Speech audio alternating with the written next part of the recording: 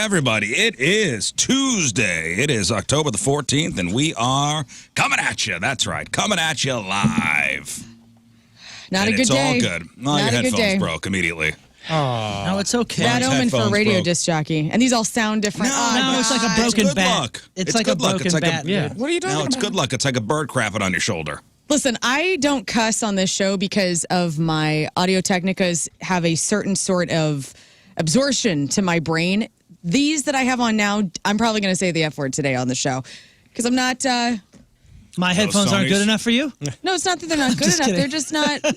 Those are so great to me. Are those the Sonys? No, yeah, what are these? Those are my Sonys, yeah. Oh, those are industry standards. Industry standards. that was our old joke. Those are industry standards. I just bought some more of those. Those are great. They're down to $109. Remember, they used to be $119. So, oh man. At Guitar Center, every once in a while there'd be a sale, $99. They'll stock up. Oh wow. Yeah. Well, the whole team's back together. Yeah, these are fried, dude. Look at these things. You put chapstick on these or something? Like, no, man, that's my makeup and like my moisturizer and... Oh, man. It's pretty gross. Trash can? Yes, please. Thank you. Yeah, throw those out. Bye. You don't want to have a proper funeral for those? How long you have In those? the arms, probably 5 years. Every 5 years, I've bought those so many times. I'm on Amazon right now. I'm going to be buying them. Would you like my... tax write-off. Yeah, it is. Would you like my Guns N' Roses 1983 little headphony things that I've been wearing? Thank you. Okay. Rafe ain't feeling so good today. Oh. What'd you have done yesterday? I went and got a lymphatic facial. Okay. I guess. Is that what it's called? I don't know. Yeah, buddy. So remember when we went to... What does this entail? You and I went down to Precision Fitness last year and tried to lose weight for our fast lane punishment. Yes. Now they gave me a birthday lymphatic drainage facial. She's like, okay, so what is get that? all the Sounds toxins like it out hurts. of your body. I don't know. You just lay there and they like put stuff on they push the lymphatic fluid out of your face and neck and stuff like that. Drain your lymph nodes. They remove your lymph nodes, I think. I don't know how it works. Oh, no, you need those. You do? Yeah. You need those.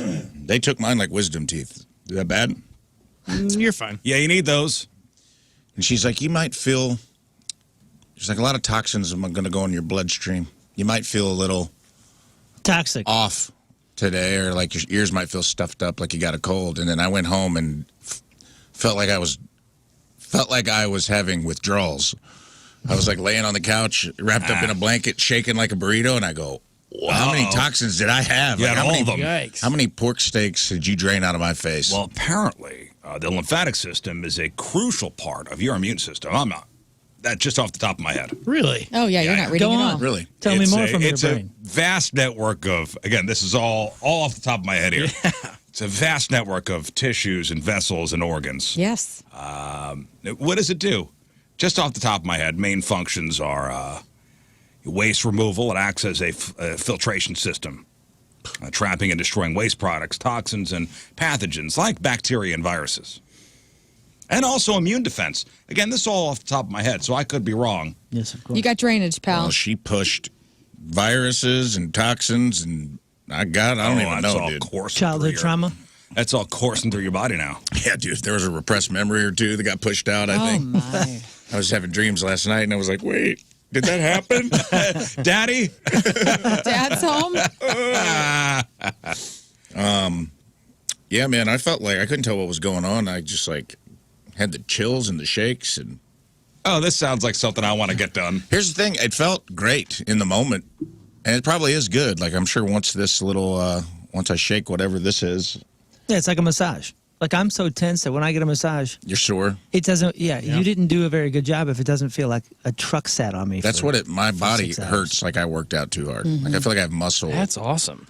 I feel like I went to the gym. Oh, apparently it's light pressure. Lymphatic vessels are very close to the skin surface. Heavy pressure will bypass them and press into your muscle instead.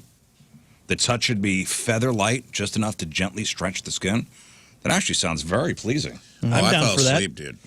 She was great. She kicked A on it, man. Like, she's like, you'll probably fall asleep. I go, I don't usually fall asleep during.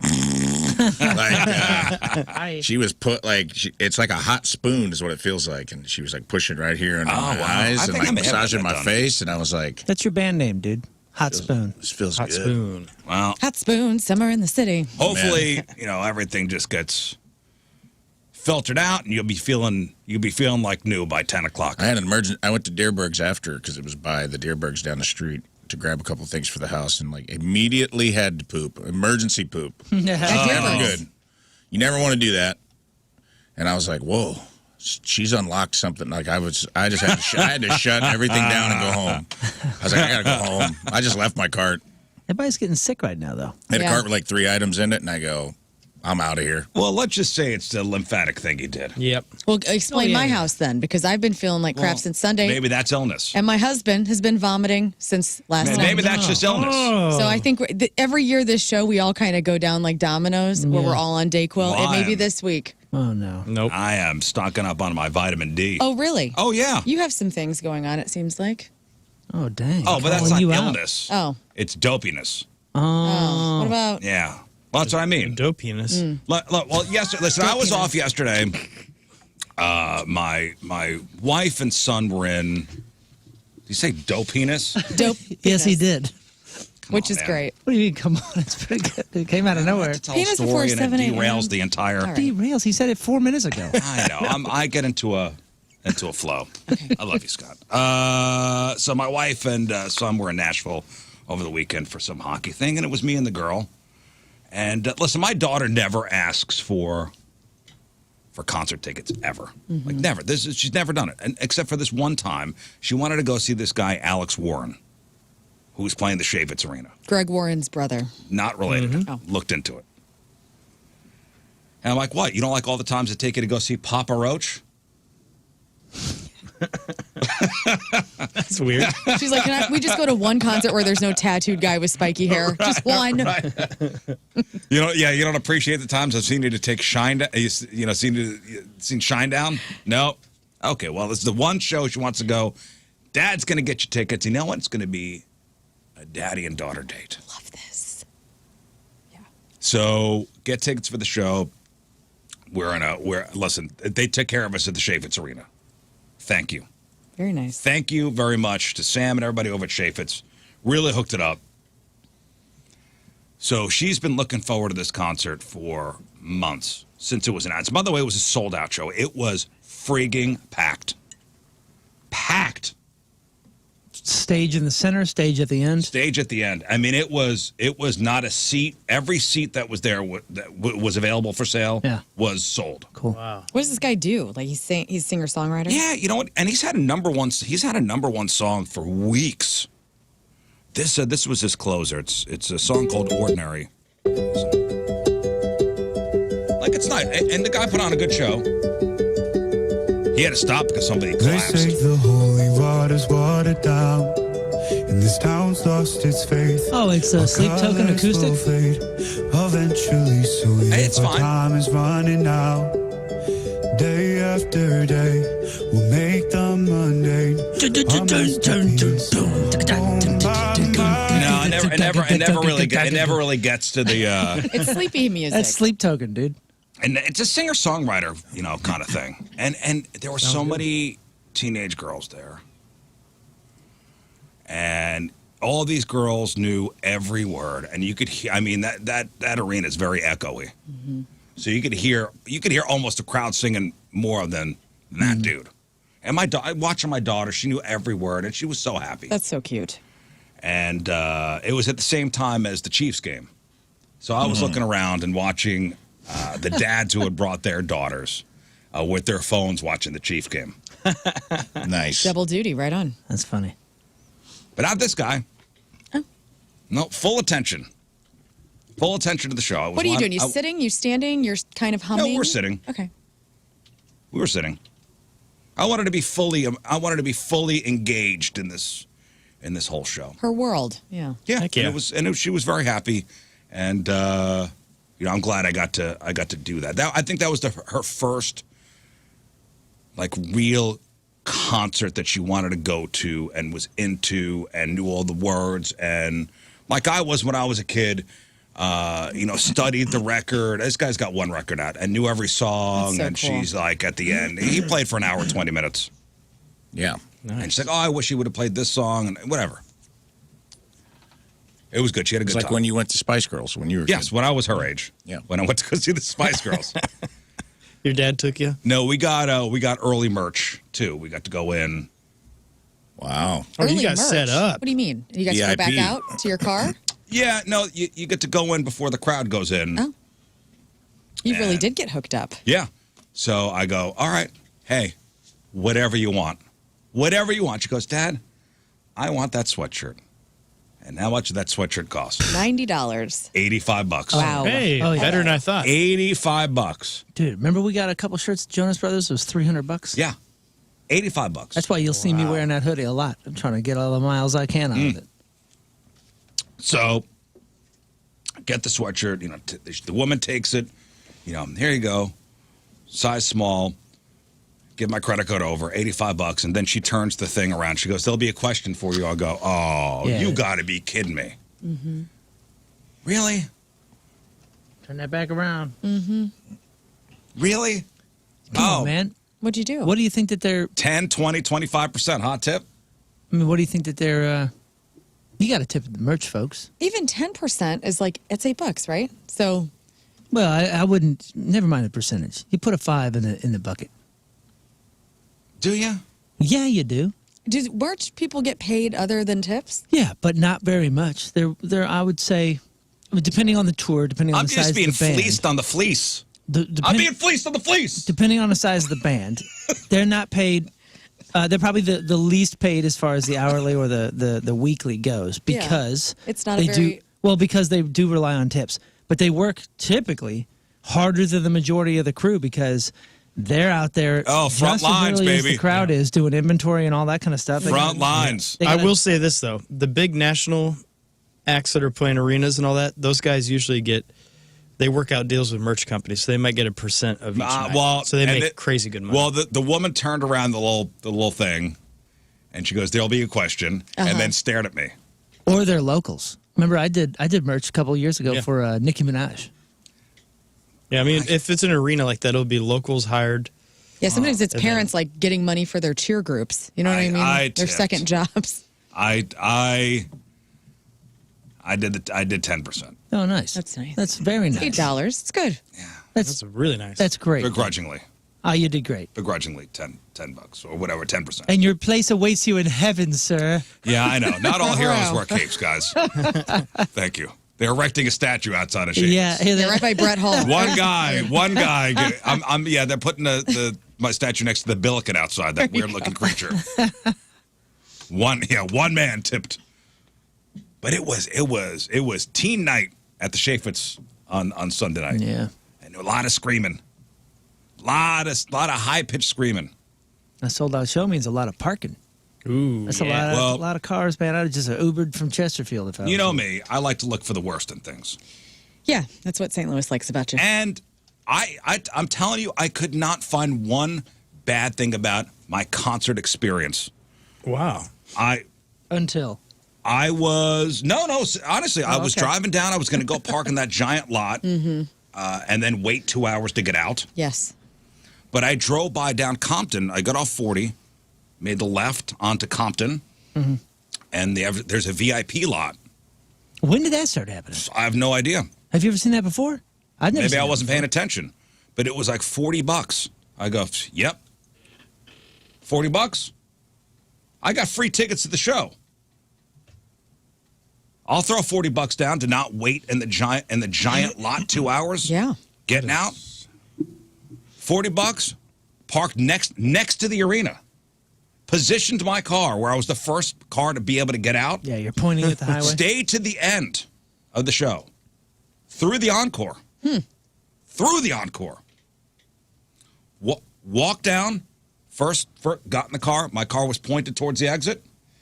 I was out of that place within a minute and a half. Wow. Unbelievable. Everything's Wow. coming up, Riz. Now, yeah, the concert experience was great. It was what happened before the show that was not so good. What happened? Here's what happened. I had the whole day planned out. My daughter had cheer practice out in O'Fallon at 3 o'clock. Okay, 3 to 5. So, brought her out to O'Fallon for cheer. Waited in the car. We're gonna after her cheer practice is over, she was gonna get changed. We're gonna go out to dinner and then go down to the arena. So we're getting ready to go into the car, and I drive out to the first activity. I'm like, let me go check to see. There's a box out front.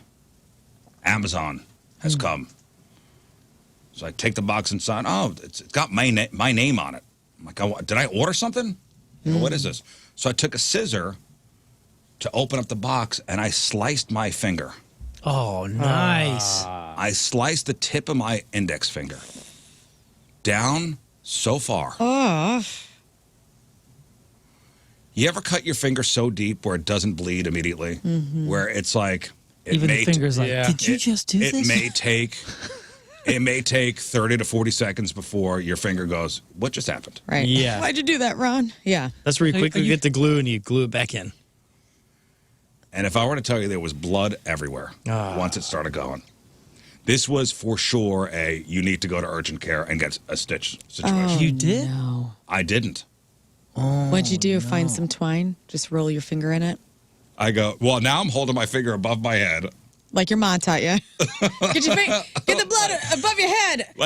Yeah, get it above your heart. That doesn't work. I don't know. Yeah. Get it above your heart. I'm in the kitchen. Well, my daughter hears me drop the scissors on the floor. Because I guess the scissors slipped and my finger sliced like all the way up it? Like how do you do this? I don't know. I don't know what happened. You need to be more careful. Yeah, you know all the basics. You know to pocket avoid knives work. This kind of stuff. It slipped. At this age, everything we're doing, from driving to cutting with scissors, is just to mitigate possible damage. You're getting older. This is going to continue. It slipped, and you know when you feel the slice. Oh yeah. The stinging. Oh yeah. It's like a weird cold winter day in your finger. And it was you know, and you could feel the skin. You could feel the separation. Like you could feel your skin has separated. Now Like it's you a little feel like mouth. you filleted the tip of your finger. Dude, one of the most vivid memories of my entire life was watching my dad. I was probably 5 years old, watching my dad sharpen his pocket knives, and every time he would, he would sharpen. He had like this spinning thing, the whetstone or whatever, and he would check it by using his finger or his thumb to go across the blade. Well, 5-year-old doesn't understand across the blade. I just see him using his finger to check it. Right. So I picked the thing up and I was like, no. I'll check it too. And I Fucking went Sleeping full Beauty, on dude. the blade. I went, Ah! and it was just the most intense pain I had ever experienced, and I still remember it. No, to this day. it didn't hurt right away because I'm sure I severed nerves. Oh, no. So my daughter comes down, so she's ready to go. She got a little bag packed. She's ready to go after get changed after cheer. You're I'm crying in the You're just laundry room. bleeding everywhere. I'm in the kitchen. I'm like, oh my god. Oh god. So I'm like, honey, don't look. Go get the first aid kit. Where's that at in your house? She goes. Now she's going in different cabinets to go. It's not there. It's not there either. It's in the hallway closet. Like you're gonna have to. I had a butterfly bandage. Like you're gonna have to, with a little urgency here, honey. Please. And I got a dish rag on my finger. Oh God, the dish rag. It's like I can't find it. Honey, it's got a cross on it, a red cross.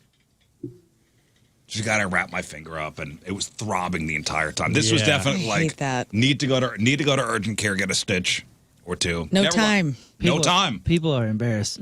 They said, "Aren't you an Eagle Scout?" You weren't an Eagle Scout, were you? Yes, I was.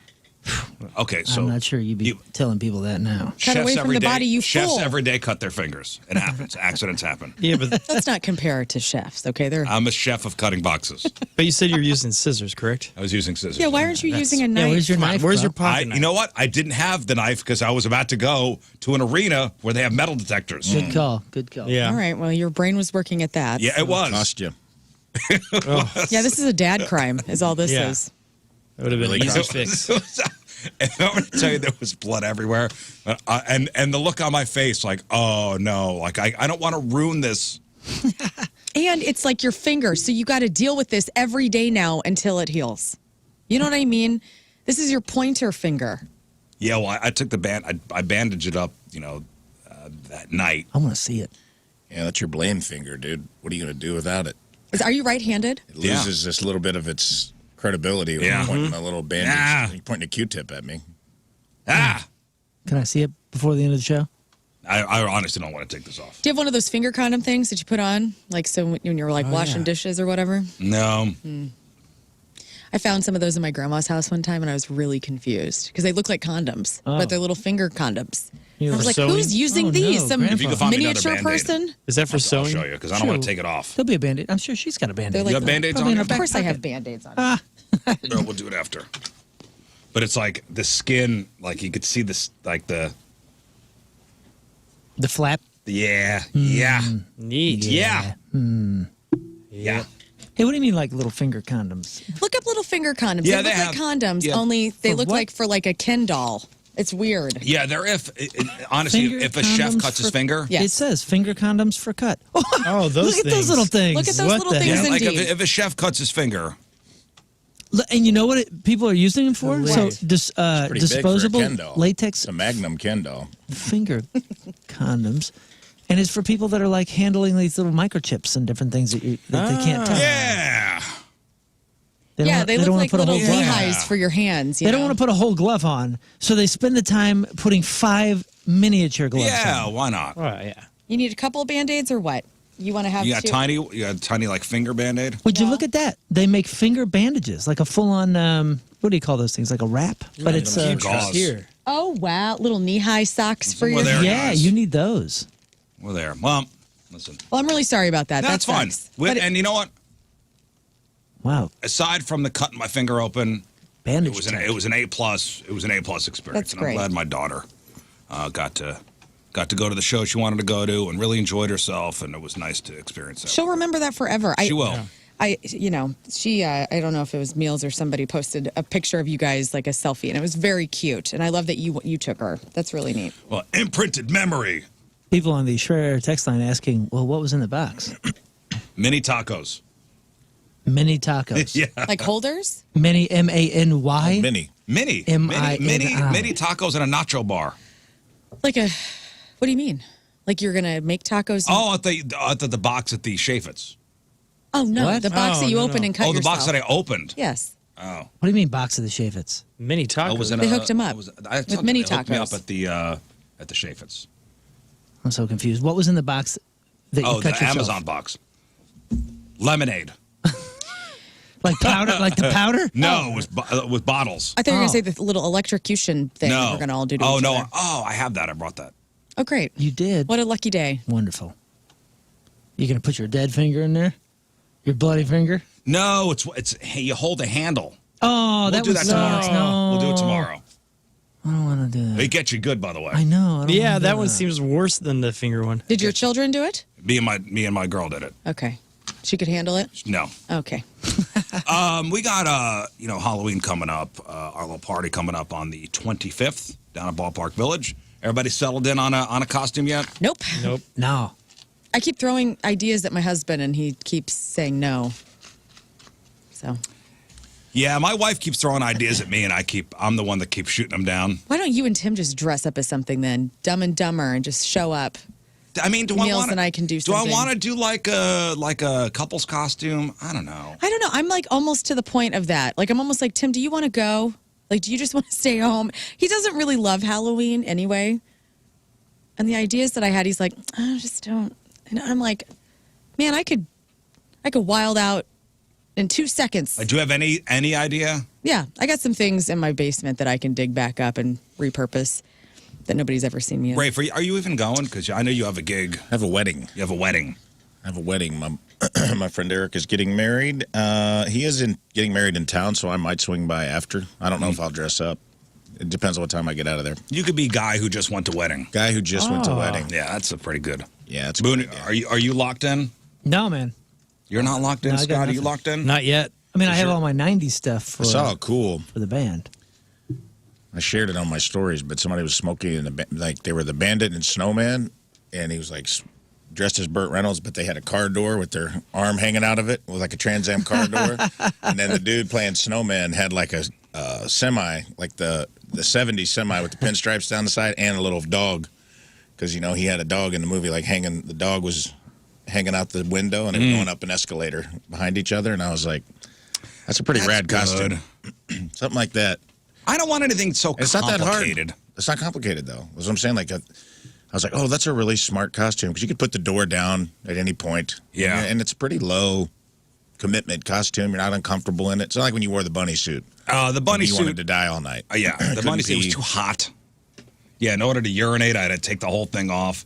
Remember our buddy Jason showed up as a table? Oh, yeah.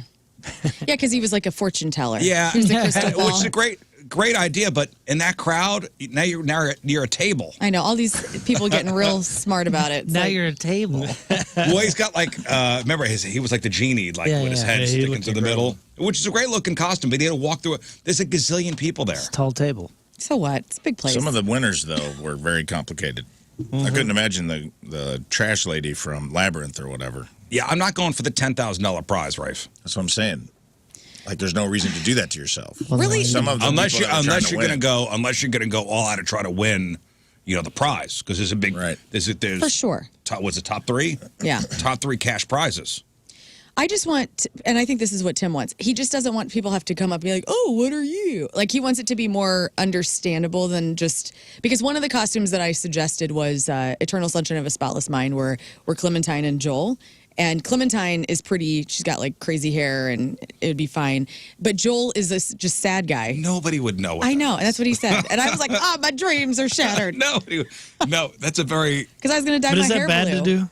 Because we thought about a deep dive too. Yeah, it is bad to do. Allegedly, from my husband. No. Call him. Why? This is the only one we could think of. No deep dives. good. I know, but I just want to have fun for myself. I really don't deep dives are care. fun. You don't have to explain. You don't want to explain your I feel costume. like the theme is what? Haunted Carnival? No, ride or die. Ride or die. But it's I haunted still don't even carnival, know what the right? hell that is. Yeah, it's a carnival. I also told him we could dress up as our cats. Well, he could be Willow and I could be Clover, and we would just show up as our cats. I was like going to do that. the Six Flags guy, but I don't want to good. wear a bald. I don't want to wear a bald cap. Why? I think you guys should Aw. be. Do it because Oh, Yeah, you should, man. you're such a wuss, dude. You're a wuss. I'm not What? a wuss. Do it. yeah. Why aren't you being the bald guy? That is perfect. Come on, shave your face and be the bald guy. Wait, do you have Easy. that? Do you have that costume? So, no, I don't you have just need a it. little Oh, red suit with a I bow was like, tie. if you're backing out, I will take that. Somebody do it. Did it? Yes, Rafe? I think you guys you could do. I mean, it is carnival themed. You could just be like different carnies, like the bearded lady and the strong man, and all like different people that would travel with the carnival. Not a staying bad on idea, theme. Rafe.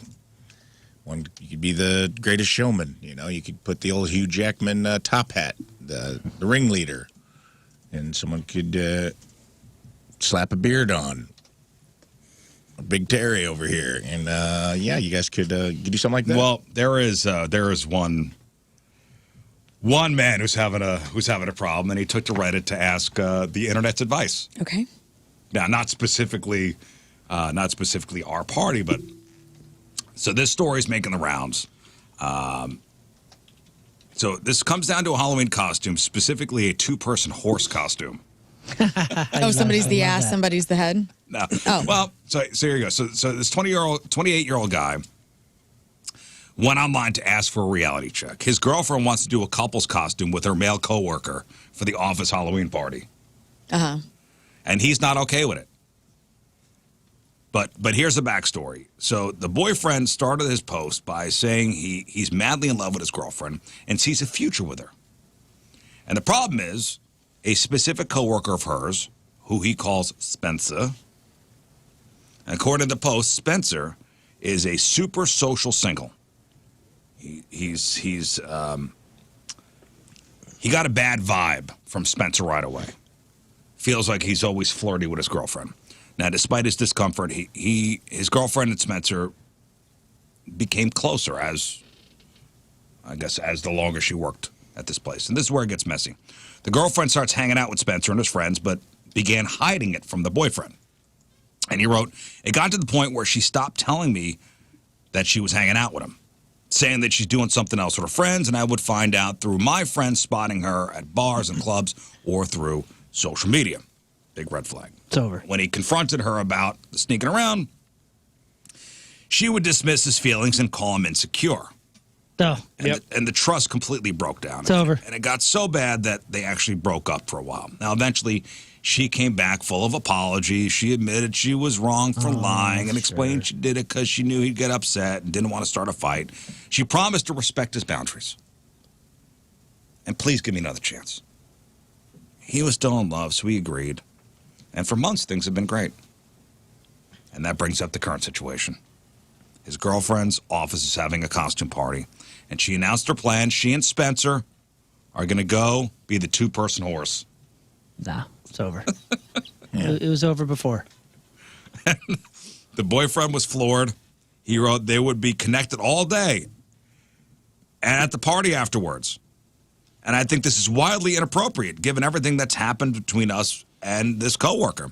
Now, we asked the community on the internet if he was the one wrong for feeling so uncomfortable about it. The two-person horse costume. It's pretty funny. That is awesome. It's not like they're going as Sonny and Cher. You know what I mean? Like, it's funny. I'll always err on the side of funny. But inappropriate. Maybe. Inappropriate, especially in this I'm just trying to figure out like That's how not it works. The costume is the least of this guy's. Right. Yeah. Like all the stuff before is probably not the friendship, but going out to the clubs kind of changes. Like sneaking off to the clubs in the weekends. Right. And Yeah, she lied to Is you. different She lied than to having you. a friendship at work. And Lied that's to the guy about hanging out with another guy, and then made it your insecurity, quote yeah, unquote. the gaslighting is too much. and that's the majority of the Cheater gonna comments. cheat. The majority of the comments, like, dude, you got far bigger problems than a Halloween costume. Yeah, cheater gonna cheat. Kick her to the curb yesterday. Now, after reading through the replies, the boyfriend had a moment of clarity, and he admitted that, the comments were rough to read, but it's what he needed. And he realized, I'm blinded by love.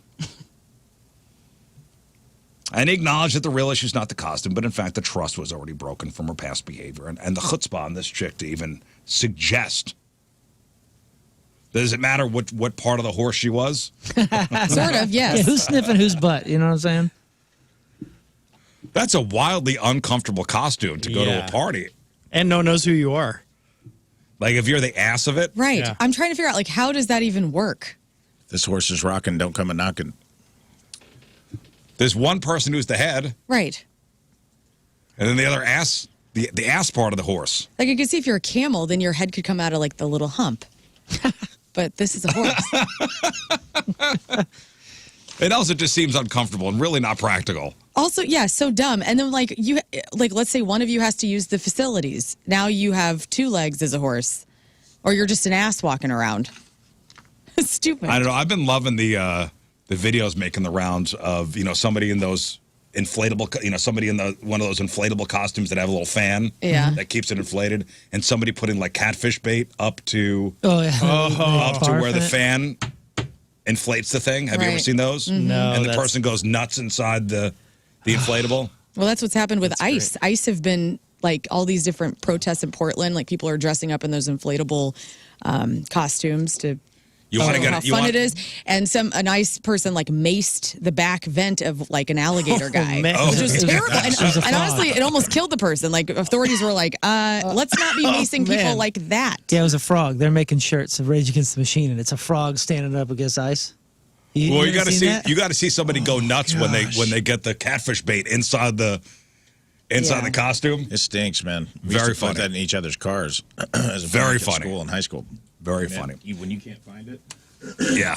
when you can't find it, it's rough. So you're saying don't wear that into a public bathroom? No. Okay. All right. So this guy's got issues other than the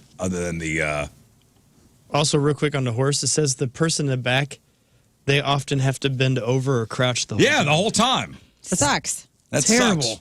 Just do something else if you want to. Is anybody having people over for Halloween? No. Yeah, we'll see. We'll see what happens. That's the plan. We like to have like a home base and a little fire pit in the movie, but we got a baby in the family that's due that day. Oh, fun. So we don't- Oh, let's do that. So on Halloween. On huh? Halloween. Congratulations. Scorpio baby. Thank you very much. So yeah, we don't know what we're gonna do. We might be briefly out of town. Oh. We shall see. Yeah. Well, Halloween's on a Friday. Exciting. Halloween's on a Friday. I think my kids are having people over on that day. Of course, there's the old Halloween playlist, right? What's on the playlist? Ooh. Ghostbusters theme song. Yes, Thriller. Thriller. People Are Strange. Season of the Monster Witch. What about the Monster Mash? Time huh? Warp. Heck yeah. Oh, the Time Warp. Yeah, the Monster Mash. That's Yeah. Boris. Boris Pickett. That's a classic, right? I love him. Here's a little Monster Mash, huh? Hold on.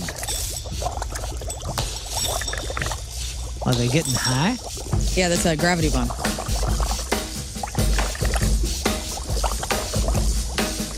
I was working in the lab late one night We all know when this my song. eyes beheld an eerie sight. For my monster from his slab began to rise, and suddenly, to my surprise, He did the mash. he did the monster mash. The Monster Mash. It was a graveyard smash.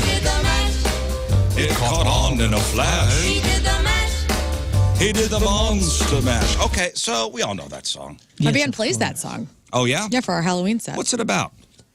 I mean, it's about monsters dancing in the graveyard. Not That's what about I sex thought. at all. Not about monsters, Smashing? smashing uglies. Not at all. That would be Well- the Monster Smash. The Monster Smash. Well, Rave sent me this this whole thing about the Monster Mash, saying there's nothing in this song that explicitly says it's a dance. No, It could have been an orgy. could have been. I hope it is. If you listen to the lyrics, with that in mind, I pulled the lyrics too, and if you play the next verse and you listen, I feel bad for it him could after really go either way. This could be the orgy tent at Burning Man, for all we know. this is about an orgy. It never. What? I was blown away too. I listened to the whole thing. I go, there is nothing explicitly that ever says they're dancing. I mean, it's implied. From my laboratory in the castle east to the master bedroom where the vampires Master bedroom. feast. Oh. Oh. All right, clue number one. Okay. The ghouls all came from their humble abode to get a jolt from my electrode. Oh. His electrode. Electrode. His means- electrode, getting a jolt from it. Man, these old timers are always so sneaky about their sexuality. Yeah, they weren't on the, they weren't as on the Huh. nose as they are today. This is a very, they had to be a little more innuendo back in the day. Huh. Huh. So a jolt from my electrode. Now his affect is just sounding creepy. Okay. They did the monster mash. It was a graveyard smash. You know, We know what smashing is. maybe Boris is on Quaaludes too, because he's kind of slow talking. Yeah, that's you what I know? mean. Yeah, that whole affect is unsettling at this point. We This know could what be a- smash means. Graveyard Key Party. It caught on in a flash. Okay. They did the monster mash. The zombies were having fun. The party had just begun.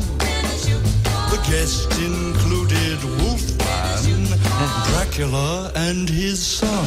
Well, Oh, his son is there? That's weird. Oh, that Yeah, just that's gets too too far. far. Okay. But they are, his son is 487 years old. Yeah. So Also, he's his grown. son is probably not actually his son because I don't think vampires really mate because they kind of just acquire people Right, that they bite. right. So, Absolutely. This is just a kid he bit a long time ago. yeah, it's his fake son. It's just a guy he bit a long time ago that is very of a consensual age now. Okay.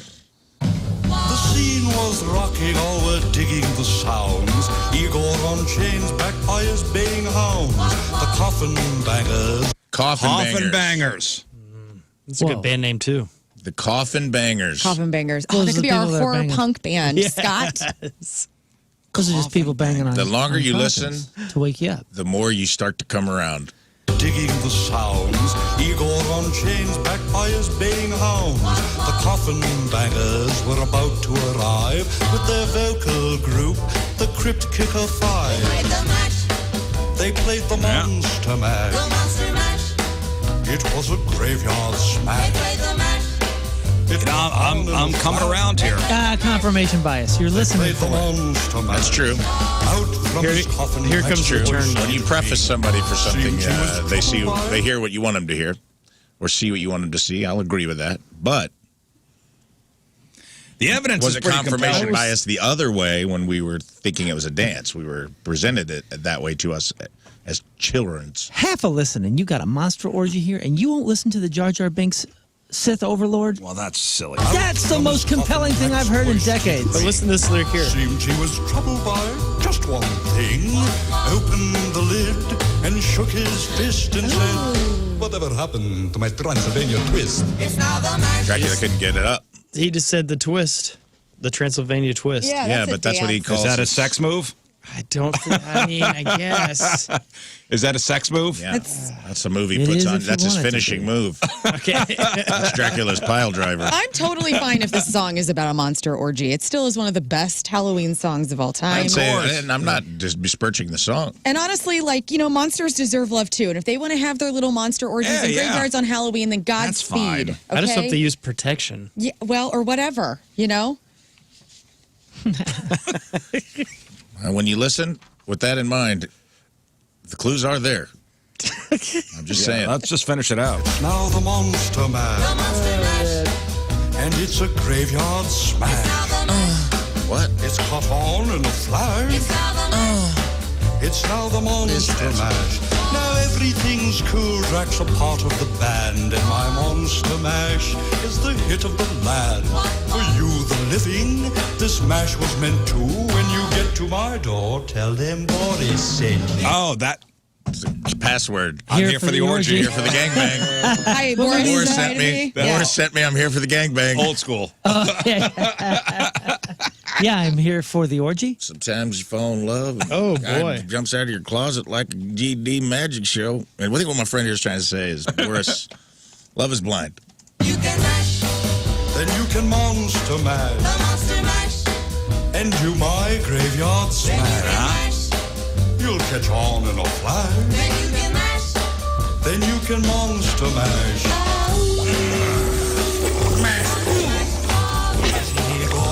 You impetuous young boy. Oh, my God. Yeah, all this time you thought that was chemicals bubbling, and really it's Whoa, it man takes Takes water. place on an island? Ew. Oh, listen to that. I never realized. We did the Epstein mash. What? You can Listen to this, Monster listen.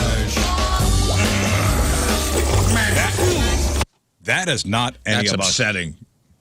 That's not any of us making that sound, by the way. That is not. That is in the song. That is in the song. You impetuous young boy. Boris You looked like. impetuous young boy. Boris, what's his name? Pickett? Yeah. Yeah. AKA Bobby Pickett. Oh, he was very cute.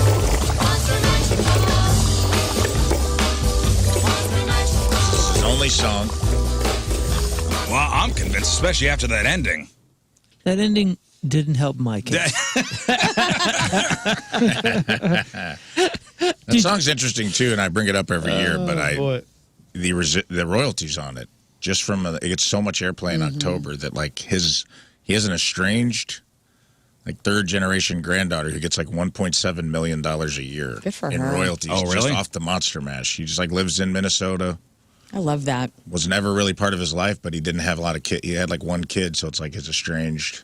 Well, it's like, Mariah Carey gets how much every Christmas for her Christmas song? It's a lot. It's a few million. A few million. I don't know if she gets a few million, but it generates multiple millions every single year. I thought she says she gets a certain amount of money. Oh, what? I mean, listen, the song generates a lot of money. And you know what? Good for Bobby Pickett or Boris Pickett. Yeah. Yeah. Do you guys have any words in your life that you have a strange relationship to? 'Cause I'll admit this for the first time. I cannot hear the word orgy. I have a strange relationship with the word orgy. Did you ever like the band? No. Dang. But it's because, do you remember the first time that you like learned a word or learned something or it like clicked and what you thought it was wasn't?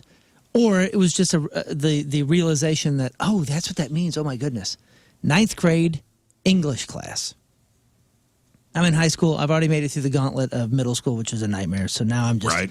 a beaten, broken soul. 9th grade. And they make us read some book, and who knows? I'm sure I skimmed it or I read the back.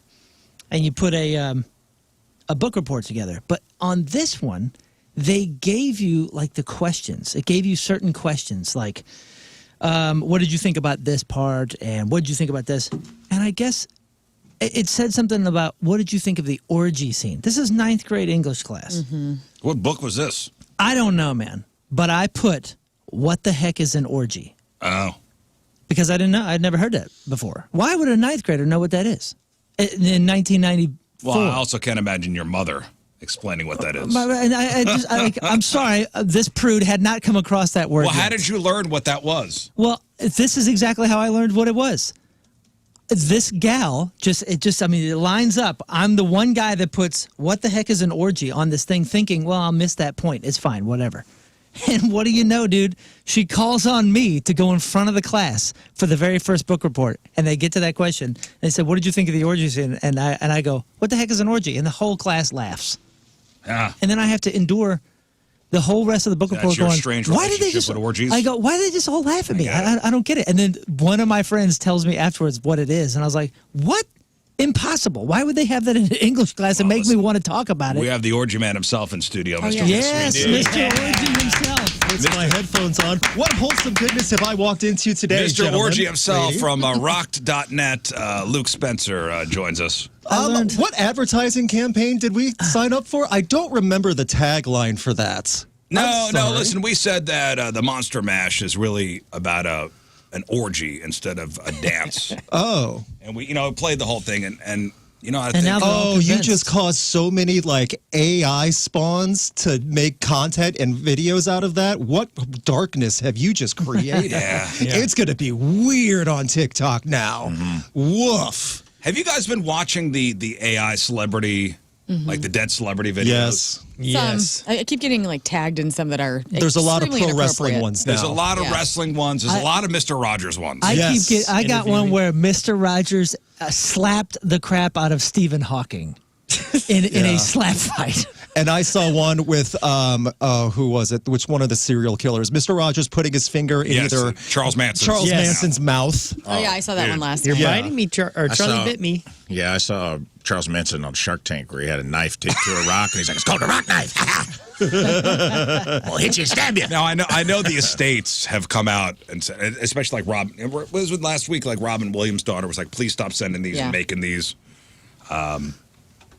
Some of them are very funny, and Like, if it's stupid funny and it's not harmful, it's one thing. But if you're sending it directly to Robin Williams' daughter, Yeah. that's a little rough. they're Well, I mean, even just them being out there. I mean, I don't like those. I don't like the Stephen Hawking getting slapped. I am. you want it. The whole audience, It by makes the way, my was heart just hurt. stone-faced with their jaw dropped watching. If you play it again, Learn. they're all just No. watching. There's like 5 different angles to this one. Yes. I mean, he was on the island. He deserves at least a slap. Well, there's there's that. Not Mr. Rogers. I just want to clarify that. not Mr. Rogers. Yeah. well, there's Stephen Hawking, going down the half pipe. Yes, that I yeah. did see. There's- See, that's more harmless. That's not so bad. Because Well, it's and playing Mr. Goldfinger, I'm Rogers down. teaching Tupac how to write a song. Did you see that one? No, but I love that idea too. That's not so bad. The flow in the neighborhood? Yeah, that works. Hilarious. Yeah. Why wouldn't that be bad? We're there, guys. We're there. We're there. I don't know if it's a good thing or not, but It's man, not. we're there. I can tell you, it's not. And I've hit some Instagram algorithm where I just keep getting fed these things. Yeah. Microsoft and Google invested billions of dollars in the past 2 years in AI, and this is what we have. yeah. Yeah, So- well, here we are. Here we are. 2025. I'm here for it, I guess. Are you and your wife going as a couple's We are. costume? Yes. We actually ordered them yesterday or the day before, so hopefully they get here in the next 5 to 10 days. What are you Said. going to be as or She will be Jean Grey, and I will be Wolverine. Cute. Well, that's good. That's Forbidden nice. love. Yes, correct. And I'm going to get a picture of her and hold it in bed and look at it all sad. It's Cry. just a picture. Little- One tear, little tough exactly. Tear rolling down your face because Scott Summers. Yep, and I don't know who Scott Summers is. Probably Robert Downey Jr. at some type, and then it's going to be even more awkward. But that's okay. We got to Scott find out. Summers is Cyclops, right? Correct. Yeah, okay. Okay, look at me. Good nerd points. Good nerd All right. points. Yes. Okay. Very good. Okay. X-Men. I was reading a story about a husband and wife out of India. Headline: Woman pours hot oil on husband while he slept. Whoops. Wake up. Yeah, according to reports from several places, the guy was a 28-year-old guy asleep at his house alongside his wife. And he told police he was suddenly woken up by an excruciating burning pain across his face and torso. He alleges he opened his eyes to see his wife standing over him with a container of hot oil. And she threatened him, saying, "If you shout, I will pour more oil on you." Oh. As if it were not horrific enough, he says that after the oil, she then sprinkled red chili powder directly into his burns. Was she going to cook him? Like straight up? I don't know. Cannibal style? But the guy's screams were so loud that neighbors heard them and came to knock on the door to help, but they were ignored. It wasn't until the couple's landlord called the guy's brother-in-law, and this guy was taken to the hospital. Wow. It's like misery in real time. Is this Teddy Hindergrass? Oh, is that the hot grits? So you got to explain that one, Scott. Hot Oil, that song? Like Teddy Pendergrass. Okay. You got to explain that one, Scott. That's a pretty deep reference. Well, this is trying. I'm not as smart as everybody else in this room. You'll have to dumb down the references for me, please. Thank you. So due to the severity of his injuries, which a medical report described as dangerous, he had to be moved to a specialized hospital for treatment. But that brings me up to this next point here. We're all, we're all married here. I mean, Rafe's lived with Tina for a very long time, so you might as well be married. Yeah. We've all heard it a million times from maybe our parents, our grandparents, never go to bed angry. Mm-hmm. Does everybody subscribe to that? We were talking about that yesterday, actually, during Sexy Time Fun Facts. Oh, okay, so you did talk about that? That's a myth? No, we didn't talk. Myth? No. It's kind of a rule for us, though. Like, we do it. Don't go to bed angry. Yeah, I actually just read that that's kind of like not a good thing. Yeah, because you need time to process sometimes. Yeah, the idea is that you should always resolve a fight with your partner before you fall asleep, or else the anger will fester and will cause bigger problems. I think it depends on the personality, and it depends on what's And the what's issue. going on. Yeah. If you like sleep, get it solved then so you can fall asleep and be good. I think it's a good sign if you can sleep. If there is an issue, but you can still go to sleep, then that gives me hope that, hey, we can get through this. If you have an issue that's keeping you up, that's problematic. Well, I'm imagining with the story out of India, somebody was still angry when... Slightly. If you're plotting out the big vat of oil in the Right. kitchen, yeah, you're pretty mad. somebody was still angry when they went to bed.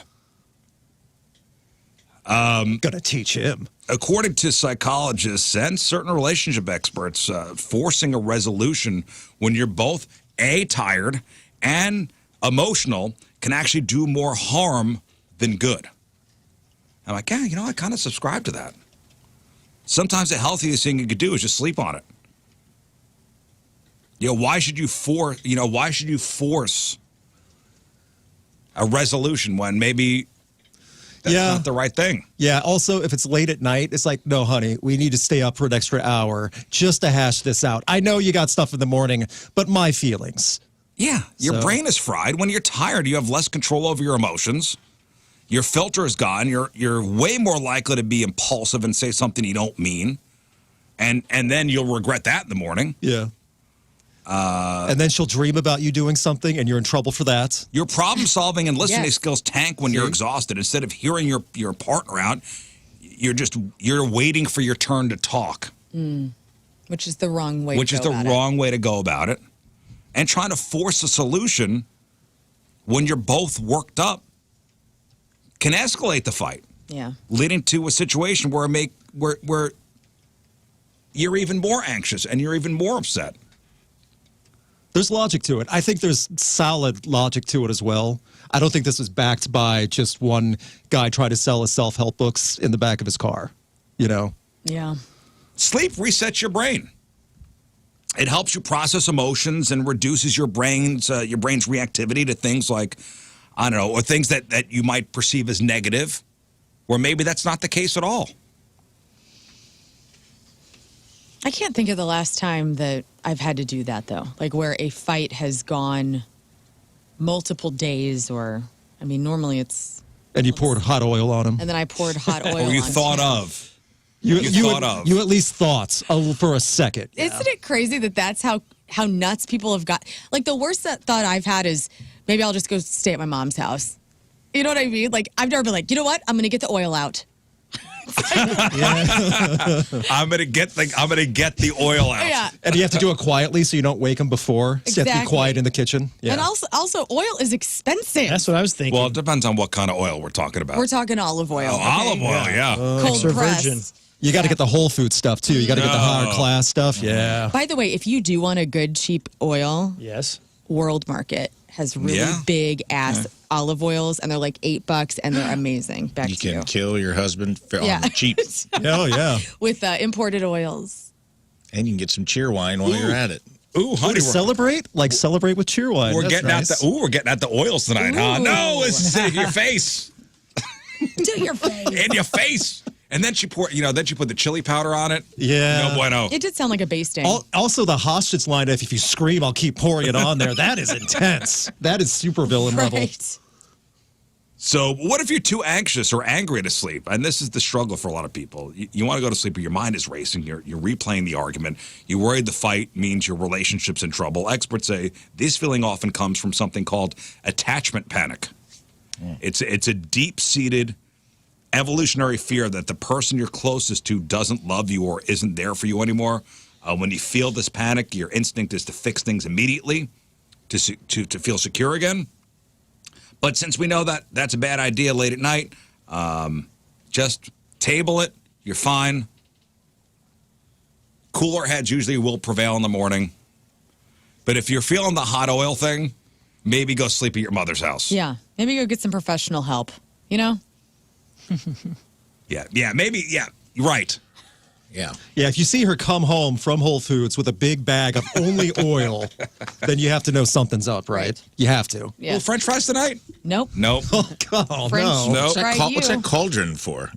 Yeah, that's what I worry was about thinking. it. Doesn't it have to be a Cauldron out of big this, pot? okay? Don't worry Yeah. about it. Oh, even a pan full of oil. My God. Yeah. Yeah, it doesn't take much, I assume. Start with I like guess. wax. You work your way up to oil, The wax is sexy at least. Wax is sexy. It's, then rip it off, rip some chest hair Yeah, out. you could shake that off a little bit, though. Let them know this is what you're driving me to. Let them know how mad you are. Mm-hmm. A little hot wax and a wax strip. All right. This is your warning. You do it again, I'm getting the oil. And the more you scream, the worse it's going to be for you. That's nice. Happy Valentine's Day. Listen, let's take a break. We'll come back. Luke Spencer's here. Thank you for having me. Luke from rocked.net. Also, the Rocked YouTube page. What do you have going on in your life? Lots of different stuff. I finished up shooting for an amphitheater. I've been doing that for this past summer for a new amphitheater in Virginia. Net new. I've shot everything from Lamb of God and Gwar to Boys to Men. Oh. To, you name it. I shot James Taylor. Fun. Sweet. That would be a cool tour. Yeah. Except Boys to Men, all James three- Taylor, and Gwar. Yeah, it really was. And they all did a collaboration where be Boys sweet. to Men was covered in the blood. It was really fun. So I've been doing that. I just went to Riot Fest 2 weeks ago and worked that. That was a blast. It was insane. I was talking to the King as we walked in. Weird Al was there, and I was a photographer for that. That was the biggest crowd for a side stage I have ever seen in my Weird life. Al played a side stage. Yes, and Riot Fest Did you do the learned meet and greet? I did not get to do the meet and greet. I did not have time, unfortunately. So Neither did he. yeah, well, apparently. So I'm glad I didn't wait. But yeah, Riot Fest learned the lesson the hard way. You don't put Weird Al on a side stage. It got intense. Really? Like people could, not only could people not see, people could not hear Oh, no. for that many people far back. wow. So it was intense. Wow. So we'll do some of your famous Rocked lists. I also made a couple myself. Perfect. I'd love to hear them. So I made a couple myself. I'm going to see if you guys agree or disagree on what I put on the list. Awesome. Yeah. Do some additions. I wanted to do some positive, happy stuff because I also suggested something that concert I shot. I don't know if you shared it with the class. No, here. I didn't. Okay, good. That's exactly what I was hoping for. Excellent. So, again, I wanted to share the happy, positive list before we go down a dark hole. Yes. So, Yes. so we'll get into Luke's lists. Also crap on celebrities after the break. But first, and it's sponsored by Hot Shot Sports Bar and Grill. Score a shot at $10K during Blues away games this year at Hot Shot Sports Bar and Grill. Got all the details at hotshotsnet.com. From Crystal City, Missouri, Brittany Duncan is our team this other day. Yeah, Brittany. Brittany, loves watching the live stream every morning.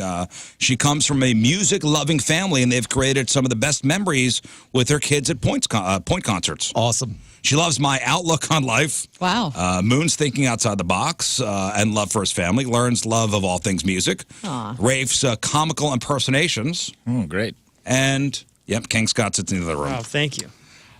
Brittany Duncan from Crystal City is our Team Riz Remember the Day. Get super sweet Team Riz Remember the Day soccer jersey. Get yourself signed up 1057thepoint.com/Team Riz. All right, Learn, what do you got for us? We're going to talk about the Rush reunion with ticket Okay. prices. More Taylor Swift stuff to care about. A huge celeb that turned down SNL. Wait, does she have more stuff for sale? There's going to be a thing that you You might got to want. be kidding me. I'm not kidding. There's more things coming. Just in time for Christmas, by the way. And are these the best prog rock drummers? I, too, have a list. All right, we got that. We got your crappy birthdays, the porno birthday, all that and more next in your Crab on Celebrity. Stay there. All right, welcome back to the program. Phone number 314-624-3833 or 618-398-3833, the Schreier text line. 314-649-DUMB, the Mick Ultra Studio Cams, 1057thepoint.com/Riz, the socials at RIZZ. Show your emails, RizShow at 1057thepoint.com. Luke Spencer joins us. Thank you for having me. St. Louis Love you, St. Louis. Miss you, Lions Choice. Let's go Blues. Rocked.net is the website. Of course, the Rocked.net YouTube page as well. Yes. You're a photographer. You're a list maker.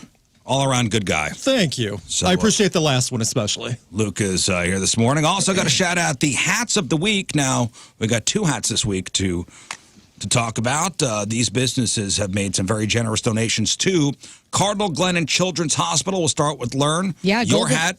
Oh, I'm sorry. Golden Oak Lending sponsors me all month, actually. They're pretty fantastic. And right now, you can get the cash you need in as little as 14 days. Use that cash to pay off your credit cards with a cash out refinance from Golden Oak Lending. Call 314-567-GOLD.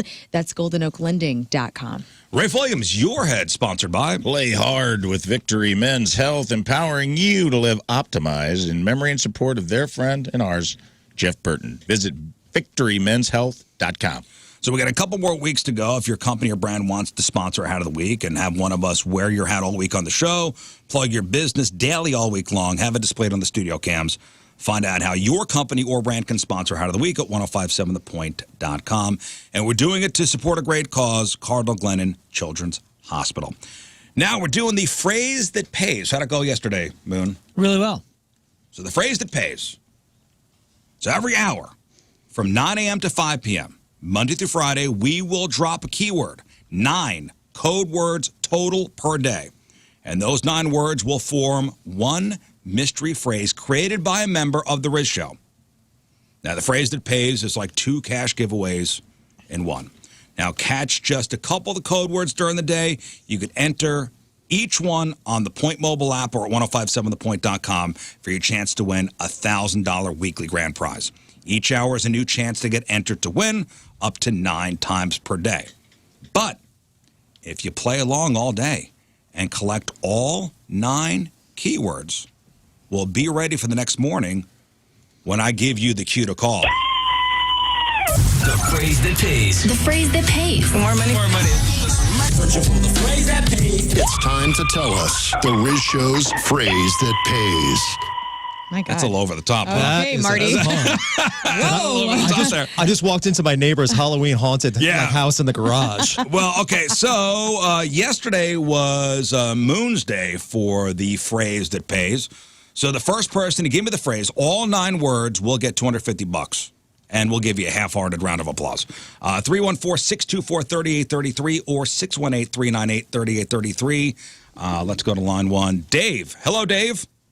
Hey, how's it going? Dave, do you have the 9-word phrase that pays? I sure hope I do. Well, I need all 9 words. Here we go. What is it? Be sure to drink your Ovaltine, you silly goose. Moon, is that correct? I believe so. That is correct, yes. Congratulations. That sounds like me. Be sure to drink your Ovaltine, you silly goose. That is the 9-word phrase that pays. Congratulations, Dave. You get $250 cash. Sweet. All right, hang on. Heck yeah, dude. So we'll give out the first word of today at 9 o'clock, and then 9, 10, 11, 12, up to 5 o'clock. Make sure you pay attention.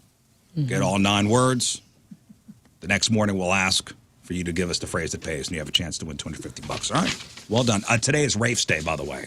Great. For the phrase. Are you going to do something just as wholesome as Ovaltine Silly Goose? I would say it's going to probably err on the other side, but yeah, we'll see. Okay. We'll see. Which Get all one they 9 words. chose. We got to keep people on their toes. That's man. fine. That's exactly what the game plan is here. Does anybody still refer to recording a show as TiVoing?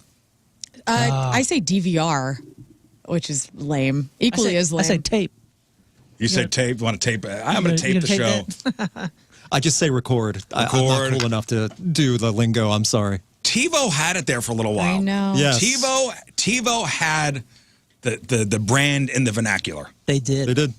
A couple of them tried to come at them too. Moxie and another one. But TiVo, they did it. They held on. They did it. Until it didn't. TiVo was like the fancy technology if you had that at your house back in yeah. the day. Yeah. With its own remote. Remember the Good days? marketing plan.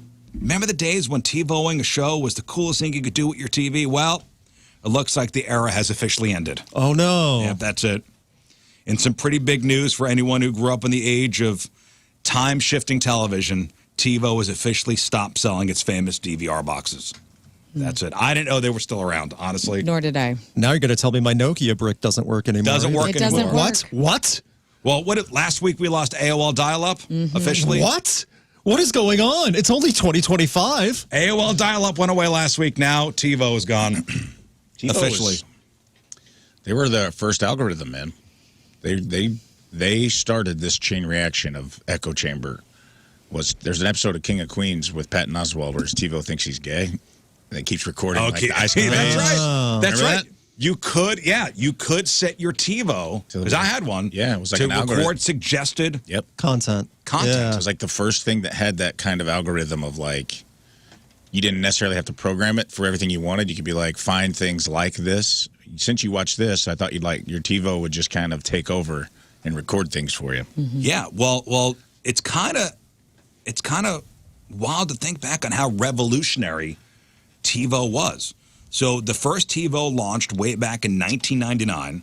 At the time, TV executives were actually pretty scared of it. And they were worried about people skipping commercials, with one Fox executive saying back in 2003, we're in trouble. This business is going to change. It was so cool. It was like, Yeah. I remember when it first hit and you saw people using it and you had to witness it being used. And then you went, whoa, dude, this is the first like big advance. Yeah. Yeah. It was in seamless. TV. It was seamless and easy to do, too. It wasn't like a complicated thing where you had to like really dial in Yeah. and control it all. And all of a sudden I had a folder filled with Jeopardy and I didn't have to deal with the commercials. It was the coolest thing ever, dude. And you know what? When they said the business is going to change, they were right, but not in the way they feared. Networks eventually realized that DVRs like TiVo actually help people keep up with their favorite series, boosting regular viewership. Yeah. TiVo even won an Emmy Award in 2006 for how it seamlessly connected people to the shows they wanted to watch whenever they wanted. They made an award at the Emmys? So maybe okay. it was like a Interesting. technical. Maybe it was like a technical, Gotcha. Like a technical award. Hey, TiVo walked so Netflix could sprint faster than anything ever. Yes. Yep. The whole binge watching, the way that series got dropped and all that was an evolution started by TiVo. Yeah. Yeah. That's pretty awesome. Yeah, and you didn't have to set your VCR to record something. Yeah. It literally said like I think I didn't have TiVo, I had Moxie and something else, but there was one point where you go to Jeopardy and you click on the things like, would you like to record this? It's like, yeah. It's like, would you like to record this series anytime it plays? I'm like, yes. And then by the end of the week, I got 25 of them because I got the reruns. I got the new ones. It was the greatest. So what went wrong? First, cable companies started building their own DVRs right into their set-top boxes, Yeah. which made it harder for TiVo to sell its standalone devices. Because remember, TiVo was a separate. You had to have a separate. It was like a separate VCR or DVD player. Yeah. Yeah. You know the only thing it killed? TV Guide. Yeah. You didn't need any more. I never needed it. You remember the TV Guide channel? Oh, Yes. yeah. Oh, yeah. Banging music on That that was thing. awesome. You had to sit, and if you missed that line, you had to sit there and wait. Yep. So your channel scrolled by. And then came the real game changer, which was streaming. You know, Netflix, Hulu, and others changed how we watch TV. Instead of recording shows to a physical hard drive, we all got used to watching whatever we want. Yeah. Whenever we want from the cloud. And the need to record and store your own library just was not a thing anymore. The last device TiVo released was the TiVo Edge back in 2019. It was a fancy 4K machine, but the company began phasing out its hardware in early 2024. Now it's official. It's gone. Bye. Bummer. I know he talked about Patton Oswalt, but Weird Al had that song Couch Potato, and he said he never missed Melrose Place or Lost in Space. He's seen each Amazing Race and Without a Trace, but he only watched Will and Grace one time, one day, wish he hadn't, because TiVo now thinks he's gay. Yeah. It's so good. Yeah. We TiVo'd things back in the day. Yeah. The kids will never know. Nope. The kids will never know. And we stand up and we salute you, TiVo. Ah, yes. Please. You said 2019 was the last time they released hardware? Yeah. That's impressive. It is. I didn't even know that. Yeah, I haven't thought about TiVo in No. 10 plus years. Yeah. I never even would have thought that. So they hung on there for a while. They hung on there for a while. As I do, I read the Rocky River, Ohio police blotter every day. yes. Who doesn't? I like to know what's going on in the town of Rocky River. Tell us. So let's see what's going on. Drunken driving arrest on I-90. Oh.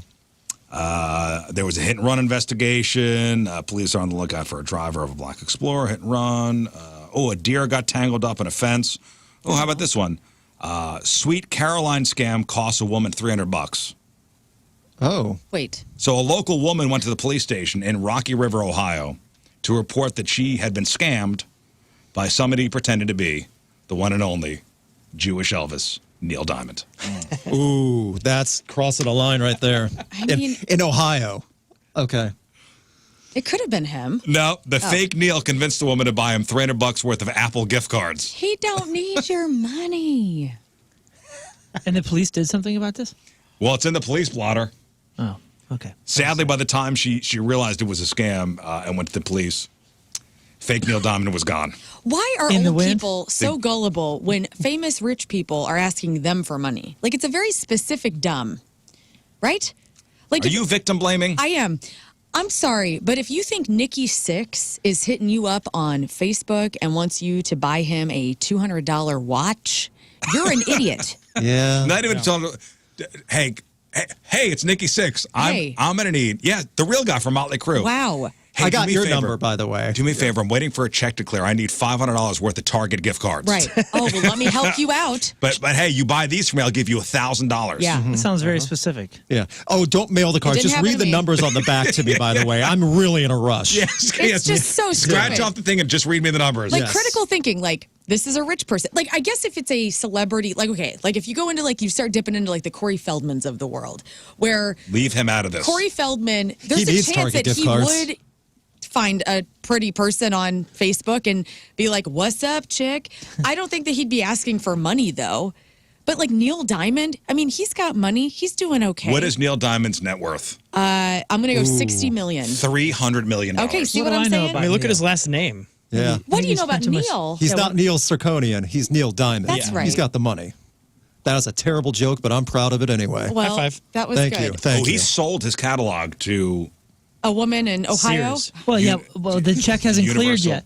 to Universal Music Group. Right. So he's going to pay you $300 back million. when the $300 million check clears. That But was it the hasn't- line he used then. He's like, the check hasn't cleared for those jerks at UMG. Can you please spot me $500? Oh, please? he's on the list of the richest rock stars of all time. Oh, yeah. I can see that. It's deserved. He's number 22. $300 million. Sold 130 million records worldwide. One of the best-selling musicians of all time. And he needed $300 worth of Apple gift cards. Yep. Yeah. Man, everybody has skids here and there. and some ups and woman in downs. Rocky River, Ohio, was like, yep, you are Neil Diamond. And her house is decorated in Neil Diamond like paraphernalia from wall to wall. Oh, And yeah. she's like, yes, sir. Saving Silverman all over again. Correct. They have the diamond shirt in the case that rotates. And this was her opportunity. Like, Yep. how are you going to pass that up?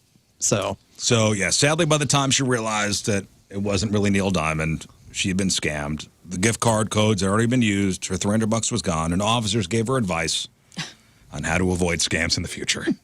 Stay off the internet. yeah. Good for you, officers. You tried to help educate just a little. Or, listen, It may be Neil Diamond. No, it's never We don't Neil know. Diamond. We don't know. Celebrities are not going to ask you for money. We don't know for sure. They may flirt with you. Like I could see somebody getting, like having a flirt, and that's confusing. But asking for money is the biggest red flag. Well, so this woman scammed by Neil Diamond, and there's another woman who is obsessed with Sandra Bullock. Who isn't, man? Practical Magic 2's coming out. I am jacked. Was the woman's name someone also in this room right now? No. Well, this particular woman, she thinks that Sandra Bullock is a witch, Yeah. Owen's sister, dude. and she's poisoning all the soda machines at Panera. Oh, no. I wondered who was doing that. Wait, like the jacked up lemonade? Listen, again, let's not. Sandy Bullock? This is rom-com territory now that I think about it. This could be a movie. Yeah, this is while you were sleeping because you were in a coma from the jacked up soda that I'm While putting you in were Panera. sleeping too, poisoning Panera. Let's not. Let's hear her out, okay? Let's hear not her jump to out. conclusions Okay, before all hearing her right, out. all right. Okay, I mean, I apologize. And the Brown, Hang on. I went on a deep dive. the government and the Browns and By the way, sounds just like Roseanne. I was going to say. Okay. Roseanne's back in the news, calling It is people Roseanne white through or a whatever. drive-through speaker, by the way, shouting her order. What is it? Who did she not? I didn't know she was black. Who was it? Roseanne. Oh, no. Yeah. The Obama woman. Sandra. Sandra Bullock. Just, All right. the government and the Browns and the Omaha Fluids Network with Sandra Bullock have one. the Omaha Fluids Fluids Network. Network. Is she pulling Mad Libs to make her accusation? Yeah, There's that's a the lot. phrase This of is the day, a dude. deadly cabal. This is a very deadly cabal of people. She's calling them out. Man, So who do we have? The government? Yeah. The Omaha Fluids Network. Sandra time. Bullock to cap it off. Roseanne's out of control, dude. The Browns, whoever the Browns are. Her stand-up has gone downhill. Yikes. Yeah, she's The Omaha she-devil for Fluids sure. Network. And I'm hoping the Browns are just the last name of a family.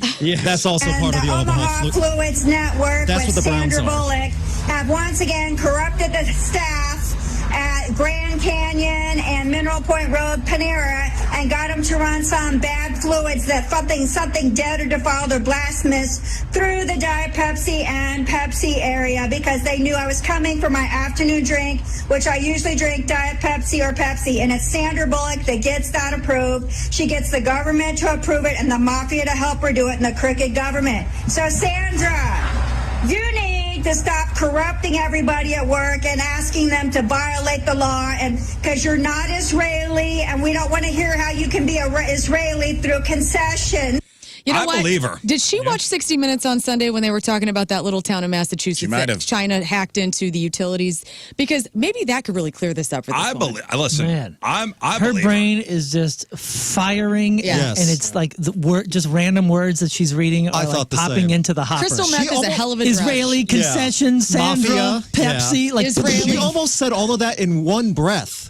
Like she had it did. ready to go. Blasphemous, And if too. you saw the videos, their entire page is just super close up of her face. Talking into that. Like this close. Sandra Bullock, I just want you to know. She's like, doesn't know that you can hold the phone away from you. the Ohio Fluids Network. I want a Yeah. TV show of just exactly how her brain is working and firing. And you know what? The most important thing that I need to know I about could this tell you woman. I could tell you what's in her head. Go. What? That's You know my what? sound. You know what? Play I that- want to know. Play that music with the accusation going. It'd probably sync up perfectly. By You know the what way. I want to know is what determines on a daily basis her decision, Pepsi or Diet Pepsi? Because she said, because some people they're just Pepsi or just Diet Pepsi. How She's full like do you feel? Pepsi or Diet Pepsi, the two things I I will drink. bet you when the workers at Panera see her come through the door every day, they go, "Oh, here we go." Oh, God. Oh, they probably love it. Here They're we like, This go. woman is our entertainment. Is it entertaining for the or is it a nightmare? There's Both. no in Nightmare. between. No in between. No, it's a nightmare. Oh, shit. There's Okay. another 30 seconds of But this. what's the Because you're determin- not Israeli, and we don't want to hear how you can be Israeli through concessions, because Israel was faithless and made concessions a long time ago when they weren't supposed to. You're Syrian, you're not Israeli, you can't be like my family and be Israeli. You're an Italian debauchery Syrian queen that corrupts the government. Hey, Hey, dude, she's Leave German. us out of Okay, this. she's not even Yeah. Syrian. She's German, an American. Yeah. Did she say hibachi? I don't know. I told you, word salad just dropping into I the just said hopper. just Italian. I heard rapid Italian. fire. Yeah. debauchery Syrian queen that corrupts the government and everybody at work. And you're going to get charged if you keep running blasphemous things to the soda pop machine and the coffee at Panera everywhere I go. Everywhere she goes. Right. Sandra Bullock, stop following this poor woman around every day. Dude, I had wish us Sandra until Bullock then. would follow me around. The Owen sisters they're casting spells on her. You know what? And this is BS because out of the Owen sisters, Jillian's the real hoe. You know what I mean? Jillian would definitely be the one, actually, she does in the movie, dude. She poisons her boyfriend with belladonna. Right. So this woman has clearly never real? seen Practical I Magic. never right? saw the movie. She's got it confused. Or she saw the movie while she was really on something, and it's all just kind of seeping into her brain. Well, maybe somewhere along the line she's met Sandra Bullock. Maybe. Jealous. Maybe. You think Sounds this like is movie induced? What, I'm No, sorry? I don't. You think this is movie induced? Nah. You don't? I was I thinking, don't, because no, that's she's what I got was the wrong thinking. girl. Yeah, even so, but if she's on a something and she's asleep and it's all just kind of seeping into her conscious, and this is what she comes out with as an excuse, that's what I can Yeah, see. maybe that. Practical Magic was playing when she went to bed one night. Yeah, Dude, it plays every night when I go to bed, and I'm not going off like this. Man, you know if what I mean? if I ever lose my mind and Yeah. I'm living in movies, it's just gonna be awesome. Yeah.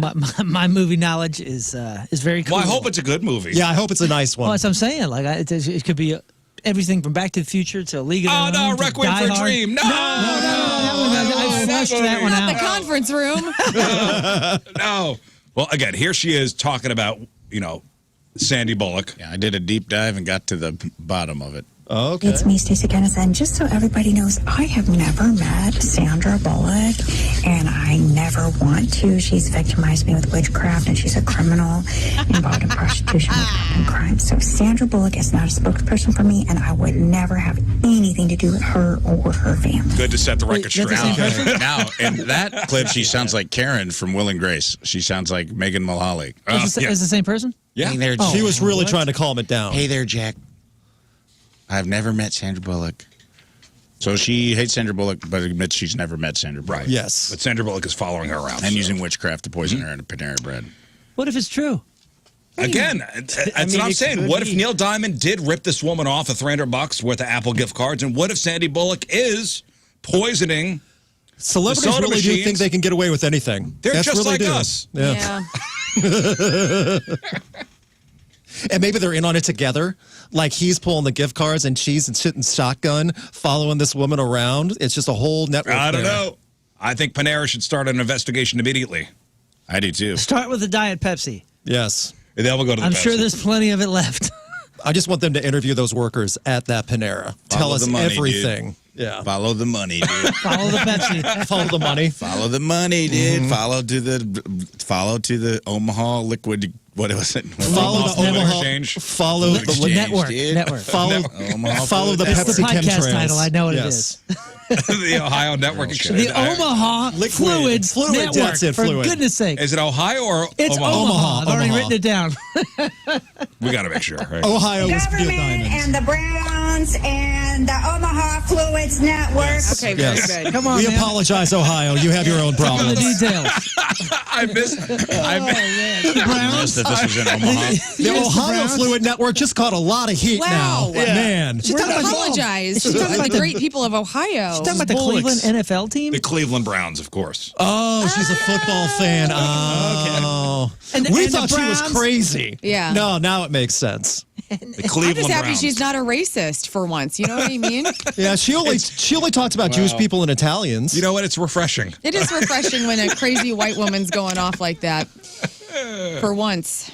Well, all right. Today is October the 14th. Back in the day, what happened today? 113 years ago, 1912, Teddy Roosevelt shot in the chest in Milwaukee while campaigning for the presidency. Finish the speech. Fortunately, the speech in his man breast pocket absorbed most of the bullet's impact, Heck yeah, dude. and he was and he was able to go ahead and do the speech. 48 years ago, 1977, notoriously bad father Bing Crosby died at the age of 73. 38 years ago, 1987, Jessica McClure fell down the well. Oh, baby Jessica. Baby Jessica, 18 months old. Look her up. Is she hot now? That's all. Yeah. I mean, she's what, like 35 now? Yeah. How old? I was a child 38. when We she were- was a child. She's 38. It was 38 years ago. So she was 18 months at the time. Let's do the math. Okay, so she's my age. She's 39 and a 40. half. She's 39 and a half. Okay. Brave. What? Oh, what a There she cutie. is. She's very nice looking. Oh, dang. Okay. She got, Poor didn't realize thing. she got a scar from I that. wonder if she remembers the well She time. says she doesn't. Okay. Do you think she still sells like photos? Baby- Like I'll sign She your doesn't well even photo say for the you? word well. She works for a wellness company. Well, Oh, baby Jessica, can I have your autograph? And she signs it, baby Jessica. Jessica Yes. McClure fell 22 feet down a well in Midland, Texas. The nation watched as the rescue workers, tried to free her. She was pulled from the well 2.5 days later. Oh, yeah, she does have a huge scar. yeah, but I don't know if that's. You think Look that's at- from look- that? Probably. Yeah, look at her. Look at her Sweetie. face. Look at her Well, face. yeah, now. yeah. I mean, maybe she had an errant bike ride in the first She year of fell her life. 22 feet down a well. Story. Perhaps And the that's what- bike got her. The bike is what got her. I just remember my grandma had a well, and when this all was going down, like for years, we weren't allowed to go anywhere near that freaking thing. Yeah. And I was like, what? And I heard about baby Jessica all the time because I was way too young to really be No. cognizant of what was up. And we couldn't go near the well at all, and it bummed me out because all I wanted to do was throw coins down it. You know? Don't go near the well. Yeah, What if somebody's down there? that's right. Somebody probably is Oh, down that there. would have hurt. Some little ratty kid trying to collect all the coins. Yeah, her actual grandchild. Yeah. TV viewers around the world were so moved by her 58 hours hardship, they sent money to the girl, and she inherited a trust fund of $1 million. What? Whoa. There is money down at the bottom of a well. There is. Yeah. Oh yeah. Oh, look at that. Cool Look at that. picture of her in George Bush Sr.'s glasses. That's hilarious. She got to meet the president, man. Wow. Yeah, look at the thing on her head. I mean, she scuffed it. The whole. Ain't got no forehead left. 31 years ago, 1994, Pulp Fiction hits theaters. 29 years ago, 1996, Madonna gives birth to her first child, a daughter named Lourdes. Lourdes, yes. The father is? Hold on. Oh, Yeah. Jim. oh, he was. Bob. What was Nope. his name? Steve. David her last Crosby. name is. It wasn't Guy Ritchie. Not Dennis He was Rodman. next. What is that guy's name? Like, You tell me. I don't know. He must have ran away with all our money Garth. because she owes me dinner. David Crosby. It's like Anthonino. Carlos Leon. Carlos Yeah, Mencia. that's right. 25 years ago, in the year 2000, Curb Your Enthusiasm premieres on HBO. 18 years ago, 2007, the first episode of Keeping Up with the Kardashians premieres. And 13 years ago, in 2012, Felix Baumgartner jumps from the stratosphere and sets a new world record for highest and fastest skydive. And he died a couple months ago This year, yeah. Oh. from a stunt gone wrong. And that's what happened back in the day. All right. It's time to find out what's going on in the world of music and entertainment with your crap on celebrities. And we start with this. Lots of people are excited about Rush getting back together for some shows. How do you feel, Luke? I think it's awesome. Like, not only the family got the sign off of Neil for this to go on, everything looks peaceful and happy. The new drummer is killer, by the way. Yeah. Like, how great she is online, all the stuff she does. So I'm for it. And I love that they've already had to add more dates because the Demand. shows have sold out Of that course. fast. Yeah. Well, and it's interesting that they've sold out because people are now losing their minds about how expensive the tickets are. What did everybody think? I know. Yeah. People are stupid. The resale sites are already in bonkers. So, according to Alternative Nation, nosebleed seats are going for more than $300, while mid-level seats are anywhere from $350 to $400. There's also premium packaging that range from $650 to $2,500. I'll be honest with you, $350? Not that bad. It's not that bad. Unfortunately, For a big not that show. I bad. hate to even say that. They're limited shows, though. Yeah, for a big show, too. This Now, is a let's- long, big show. Let's do this sort of hypothetical thinking, though. Do you think that they're going to limit it to just these 10 No. shows? No. You think- so, I mean, it's kind of like Oasis where we were talking about they're probably going to explode the tour and go to more markets and Yes. people, the limited availability of the Yeah. handful of shows. They got to hit up Europe, It could too. be the same. This could So. be a new thing for tours like this, though. Reunion tours specifically with Oasis and Rush and whomever else would come. Like, could you imagine if John Paul Jones and Jimmy Page and Robert Plant decide to do this? Like, what would happen? I mean, this could be They the won't. new, retirement tour. I will say this, though. I talked about this on our podcast. I had the idea I want to cut if this happens. Rush on this tour would be the perfect band to play the Sphere in Vegas. Oh, yeah. That would sell out instantly, and they could charge a lot of money, and it would be a huge spectacle. Oh, Rush of the Sphere would be great. Yes. I had this idea, same thought. Daft Punk gets back together at the for a Sphere. reunion for that. Yeah. Oh, yeah, that That- music is that would be huge Yeah. show for sold Yes. out That would be infinitely. a cool show. And honestly, they are the band that would kill visually. Yeah. So They do. I'm hoping They that would make happens. custom stuff just for that. They do EDM stuff in that sphere all the time. They do. anyway, Yeah, that's what I mean. with like crazy visuals. It's already going well. I've seen video. But Daft Punk has been retired and a they're long in time. France. Yeah. And so I'm manifesting Daft Punk at the Sphere because I think that'd be excellent. I know you guys talked about Lostprophets dude yesterday. Yeah, Ian Watkins. Oh, talking about the nice positive stuff. Okay. Yeah, none of that. What a monster. Yeah. Moon said he saw a video. I've seen the video. I think it is the video from the actual killing. I don't need to see that. No, it's Just bru- reading it's about it, it he's- was He's gruesome. screaming the whole time, and this dude's just stab. In his neck, Oh, you right? can hear him And they scream. got him in You his can neck. hear it. Oh, you can hear it. Are He you is- sure it's it? That's the video. I'm not 100% sure, but it was on that story, and it was a video. There was a guy kind of like garden, and this one dude just had him on the floor and just stab, got him in the neck, and he's screaming, oh my God, like the whole time. Did the guard go, you missed a spot? Ain't no guard in the video. I know they named the two guys that did it. They did. Yeah. They arrested both like 20-something and a 40-something.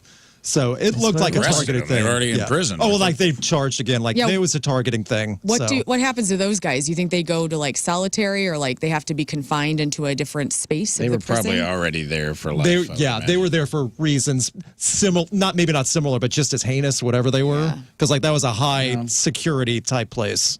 Well, with the brutality of his crimes, they Yeah. don't. Pedophiles don't do well in prison. No, as they shouldn't. I mean, they should. And that was what the second time he was targeted. And also was busted also for trying to smuggle in a cell phone. So someone on the outside was trying to help him get contact to the outside Probably world a his couple wife years ago. or whatever. Wasn't she kind of whatever it involved was. in the crimes? I saw a thing that he got like tons of groupies would come and visit him and Really? send him- Gross. Yeah, endless wrong with like people? At the letters. beginning, yeah, they would do that too. It's like just the total denial of everything because you liked a musician is Yeah. really Groupies were intense. going to see him. Gross. Yeah, in the beginning, like when 2013-ish, 2014, when he was like still like all this was busted. Yes, they were trying Well, I to saw that- visit in jail. They said even recently he's still getting tons of Recently letters and all still? that. Yes. That's so gross. Wow, what's wrong with people? I don't know, man. I was saying yesterday. I mean, I loved the Lost Prophets. Saw them at Mississippi Nights. Caught a drumstick. Like, really loved my girlfriend and I. We loved them. Met them after the show. We were like, I don't even know, 14, 15 years old, and I can't listen to that Look at music the anymore. bullet. So Look glad at them. you're I'm just okay. so grossed out. So glad you're That's what I okay. thought. Like, honestly, I mean, we were young, Yeah. and everybody was young. Did they pull Everybody their was music from high Spotify? school? I believe so. And also, like for people that were not aware, not old enough or whatever, they made it. They had a gold album. They played on Letterman. They made We it. played them on the point. Oh, we were big champions then. Absolutely. Yeah, they had a time for sure. Mm-hmm. Well, another successful artist is Taylor Swift. The Life of a Showgirl sold a massive 4 million copies in its first week, and that 4 million is what is called equivalent album units, which include both pure album sales and streaming activity. But it was then pure album sales, 4 million copies. So obviously people went and got that. And then she just announced the Behind the Scenes Eras Tour docuseries, Riz, plus a new concert film. So The End of an Era is going to air across 6 episodes on Disney Plus, with Swift promising all of the stories woven in throughout the record-breaking tour. So now a documentary. Yes, which actually will be very interesting. So it's going to be 6 episodes. The End of an Era, it will be from December 12th onwards. The first 2 episodes launching on that date. So if you're a Taylor Swift fan, you're going to have to get Disney Plus. 2 episodes will air each week, and the following weeks. And this woman is just racking in the gold, man. Yeah. They got to afford that wedding, though. Weddings are expensive. That's true. Yeah. Oh, their Lost Prophets are still on Spotify. Yeah, you know what? Whoa, that's a lot more monthly listeners than I would have thought. I'm kind of happy about that, actually, because like I said yesterday, this dude ruined the lives of his entire band. As many victims as he had, there are countless other victims, too, that people aren't aware of, like indirectly from the crimes itself. Well, I'm just saying band members alone. Yeah, you he know. can no longer benefit from anything, obviously. That's but true. I would like those guys to at least have the 20 years that they put into it. Yes. Give them something back. If we knew the royalties were not going to an estate for the guy or anything like that, but they were only going to the remaining members, that's not as bad. It's like the R. Kelly thing. Like if you stream R. Kelly, he gets nothing. It all goes to either charity or anything like that. Like Or for the victims? victims Oh, and I stuff. didn't know that. That's so if you ever amazing. want to listen to I Believe I Can Fly, go for it. It all goes to charities set up for that. That's good to know. Yeah, Oh, I just have Ignition playing at home on a there loop. you go. Yeah, Oh, wow. same thing. Yeah. So it just keeps going. Trapped in Just a feeding, closet you're, for feeding me. you're helping charity. That's what I know that. And I grabbed my Beretta. And I opened the closet. Oh, no. The Red Clay Strays is a country band that Rafe has introduced, I think, all of us on this show, too. They're so good. They're amazing. And they had a flight that they'll never forget. I just watched the TikTok video of the band recording as they were on their way to Red Fest 2025 Festival in Utah. Their private jet hit some severe turbulence, and they shared a group of the band members gripping their seats as this itty-bitty plane rocked violently mid-air. Andrew Bishop, who is the bassist, tried to lighten the mood. He's like, hey, if it's going down, it's going to go down to Skinnerd, and he starts playing some Leonard Skinnerd on his phone. That story reminds me of what happened on Almost Famous. Oh, yeah, when the flight's going down. Flight's going down. And everybody the guy starts says admitting he's gay. stuff. Oh, that was hilarious. Yes. The lead singer, Brandon Coleman, summed it up, and he says, I threw up really bad. I mean, obviously, he was terrified. Who wouldn't be? And as for future travel, the Red Clay Strays, possibly thinking about buses for a while. You ever been on a plane where everybody throws up? No, I've been on a private jet once, and it was awesome. And honestly, it wasn't as, like, I looked at this video, and this plane was itty-bitty that they were on. The private jet that I was on was bigger. It had a bathroom. It had spread out, massage table, fruit Gambling, plate, yeah. And so I was like, man, I felt weird being on that mid-size jet. I can't imagine being on this little plane. Yeah, I've flown on a private plane before, and then you get off, you go, I'm never flying commercial again. And then you go, oh, I'm not rich, so I'll be. I know, it sucks. Yeah. I'll be back on with all the peasants. All the pores. Yeah. Yuck. So it's possible we might not have seen the last of all-star concerts under the name of Back to the Beginning. So UK paper The Mirror reports that the company that's been overseeing the rights of the late Ozzy Osbourne for a while has filed a trademark application in the U.S. for the Back to the Beginning name to be used for entertainment services in the nature of live musical performances. Yeah, dude, here comes the hologram, Ozzy. Cash it in. Yeah. Yep. So they Ozzygram. Or I was thinking that Yep. it would be Back to the Beginning for different bands. That's why what I read. Most it as. likely. Yeah. Yeah. So I don't know if it's a hologram as much as it's maybe Aerosmith does a Back to the Beginning fest in Like Boston. Back to the Beginning will be the brand that a band reunites for. And plays the last show for. Yeah. And I think that'd be really cool. That's a cool idea. So I'm down with that. Yeah, maybe Aerosmith next up. Aerosmith, Led Zeppelin could do it. Judas Priest will eventually have to do it at some point. Led Zeppelin. No way. You don't think? Jason I don't Bonham think on they're ever drums. getting together again. No, I think old boy has said like, nah, man, I ain't doing that. Robert I ain't got the Plant. range. I don't know if he does some Zeppelin still, not all of it, obviously. He does some Zeppelin. He doesn't have to do an hour set though. Yeah, Like, it would be people paying tribute to him. Anybody watch the Ozzy documentary yet?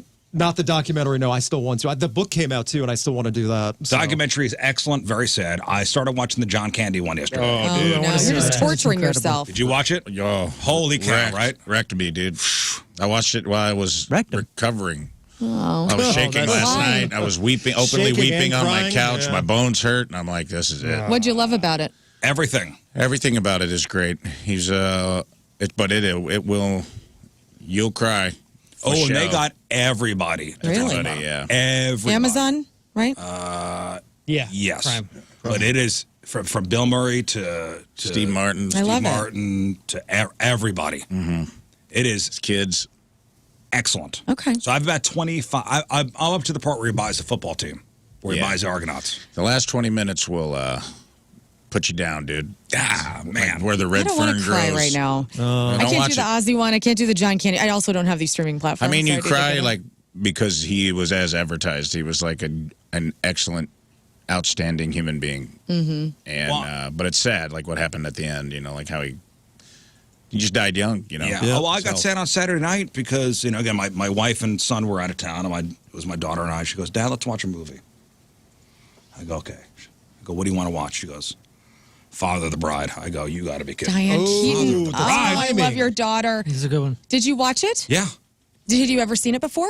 She okay. never saw it. I was like, Did let's you- watch a classic. Let's watch a classic Yeah. movie. She goes, Father of the Bride. Both So Martins? cute. Gonna watch part 2.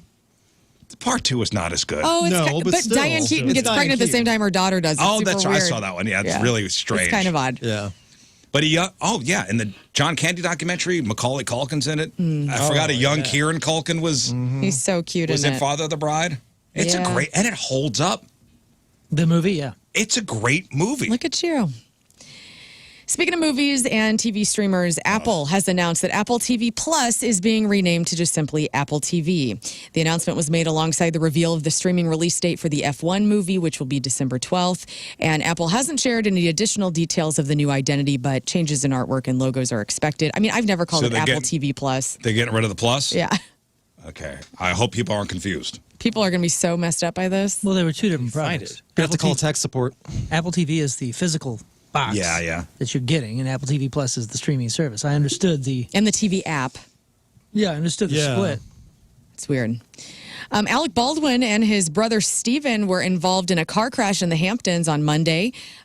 We don't know which Baldwin was driving. We don't know what's happened, but Which ones? Steven and Alec. The two crazy ones. You know, Alec was driving. That's what I said. Yeah, well, I was he like, was has to driving. be driving. It was Hilarious car. Yeah. Well, then, yeah. I heard he was riding shotgun. But can you imagine being a Baldwin brother? I mean, I feel like, these two going out on the town in the Hamptons, they're going to be insane. Nothing but net, Scott. Thank you. Nothing but net. What did you say? I missed it. He said he thinks he was riding shotgun. Yeah. Oh, man.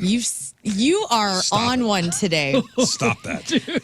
We started Rafe talking told about me. Weird Al, and he just elevated up, and now he's gone. So It wasn't a shotgun. No, but It was but you see the play, the word play. Come on, you got to give him credit where it's due.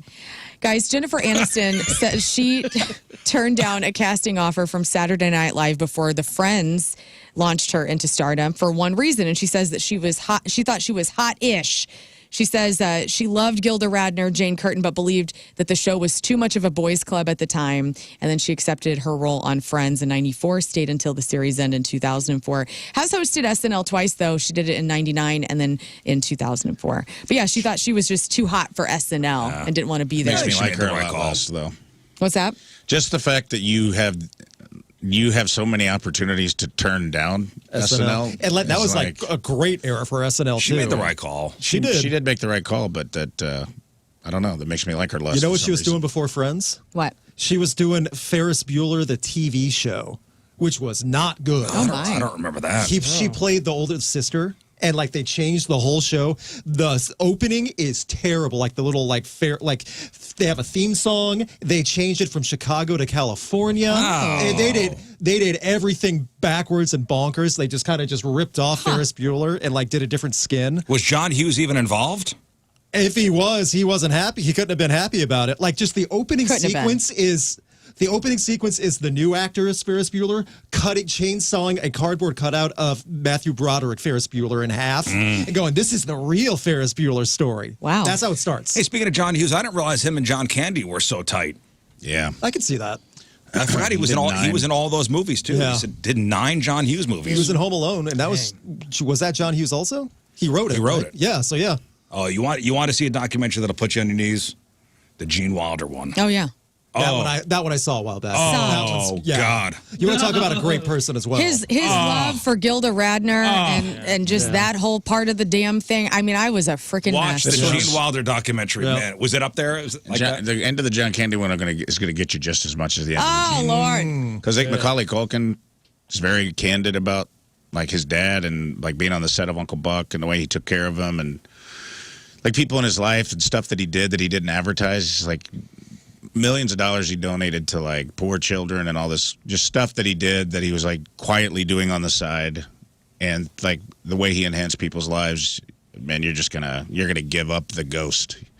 You might as well just put on Forever Young and let it happen, brother. Oh, no. Watch it with your daughter. No. Oh. She doesn't. PETA gave the movie Good Boy an award because the filmmakers made sure that its dog star was safe and comfortable. So PETA, obviously always in the news about being mad at people.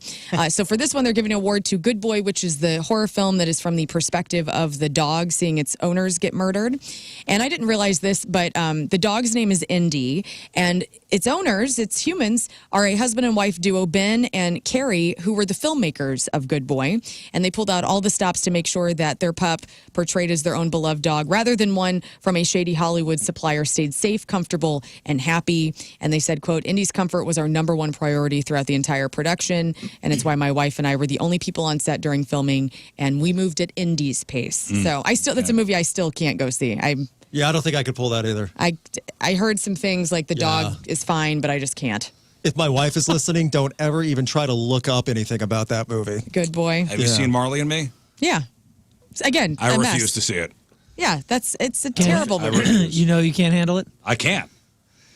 That's a smart move because it is. I don't care how tough you are. I don't care how. The tougher you are going into it, the harder you're going to fall, man. Yeah, as a dog I am person. brave. So not a good first date movie? Nah. Maybe perfect, actually. Yeah. I'm not brave enough. And finally, Loudwire put together a list of the best prog rock drummers. No real top one, but I do have a top 7 from this list. So what do you think is Neil on this from list? Neil Peart from Rush on the list. Yes. Prog Rock? Prog We Rock. got Are we going with Dream Theater also? No, actually. No Dream Theater. Mike Portnoy. No Mike Portnoy. What about Dude from Faith No More? Mike Borden. Animal from the Muppets. No. Yeah. Good guess, though. One of your favorite bands is on this list. Tool? Tool. Oh, Danny Carey. Danny Carey. Yeah. Now you kind of go into like a lot of classic. All of them are classic rock. So who else you got? A big one. Another one on this show that we talk about all the time. I'm thinking Prague. So progressive rock? Like, would we go Pink Floyd level? We would go Pink. Nick Mason is on Okay. this list. Yep. The drummer for Yes. Yes. Bill Bruford. Yes. Okay. Also I King didn't- Crimson. Yes, Not of remember course. his name. Yes, of course. Did you say Roger Taylor? I did not. But they're not prog rock. That's Yeah, such that's a Queen. niche. It's a niche. It is. It's a niche. These 3 last bands that you need are well-known bands, but they're not like the cream of the crop. Like everybody knows of them. A lot of people that are deep Classic rock, huh? classic rock. Yep. Classic rock. Classic Prague. prog rock. Dino Huge one on this Campanella. list still, but known for his solo career more than I would say this prog band that he was in. Oh, God. Phil Collins? Phil Collins, yeah. yes. Genesis. Yeah. Very good. Last 2, I don't know if you'll get them. One, if I give you the name Barrymore Barlow, do you know what he was the drummer of? Jethro Tull. No. Okay, yeah, your nobody favorite knows his band. name. Yeah, Gotten that. my freaking favorite band. And then Carl Palmer also on this list of Emerson, Lake and Palmer. So there you Okay. go. So if you need some good prog rock, check out these guys. They're the best drummers according to Loudwire, and that is your crap on celebrities. Celebrity celebrating a birthday today. Rowan Blanchard, that's Alex Cavill on Snowpiercer, is 24. Ben Whishaw, that's Q in the latest James Bond movies, is 45. Stacy Keibler, former WWE beauty, is 46. Usher is 47. Usher. Natalie Maines from The Chicks is 51. Shaggy Two Dope from ICP is 51. Steve Coogan, Tiny Roman Soldier Octavius in the United the Museum.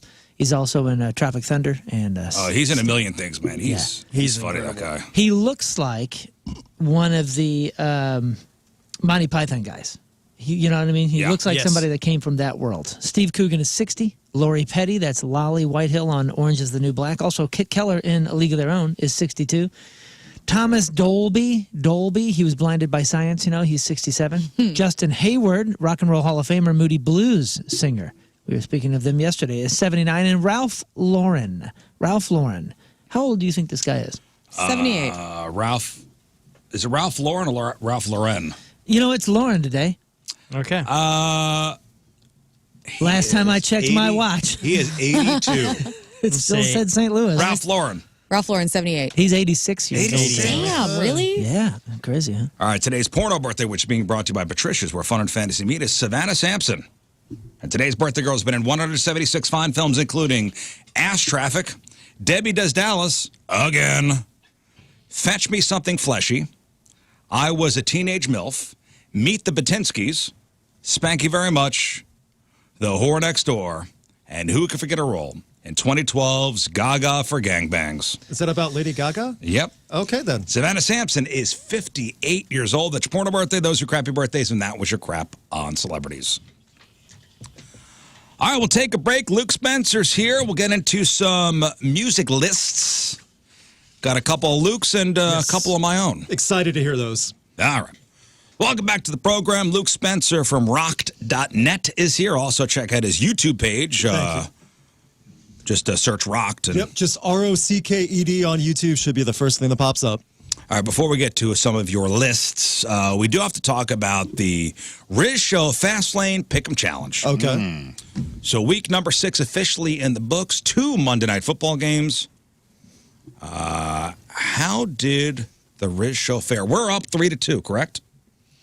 Yes. Going into week number 6. Going into week were 6, we are up 3-2. 3-2. And Moon, if you want to go over the final scores. Yeah, we have 2 firsts.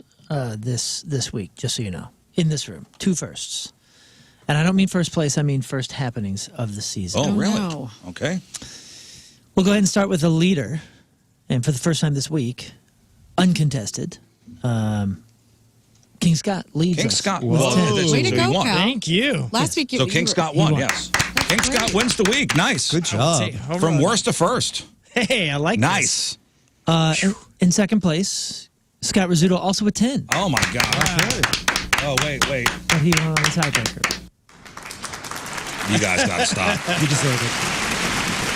Hang on. Okay. Hang on. 10? All right. Okay, guys. Thank you. Also tied with 10 is Rafe Williams.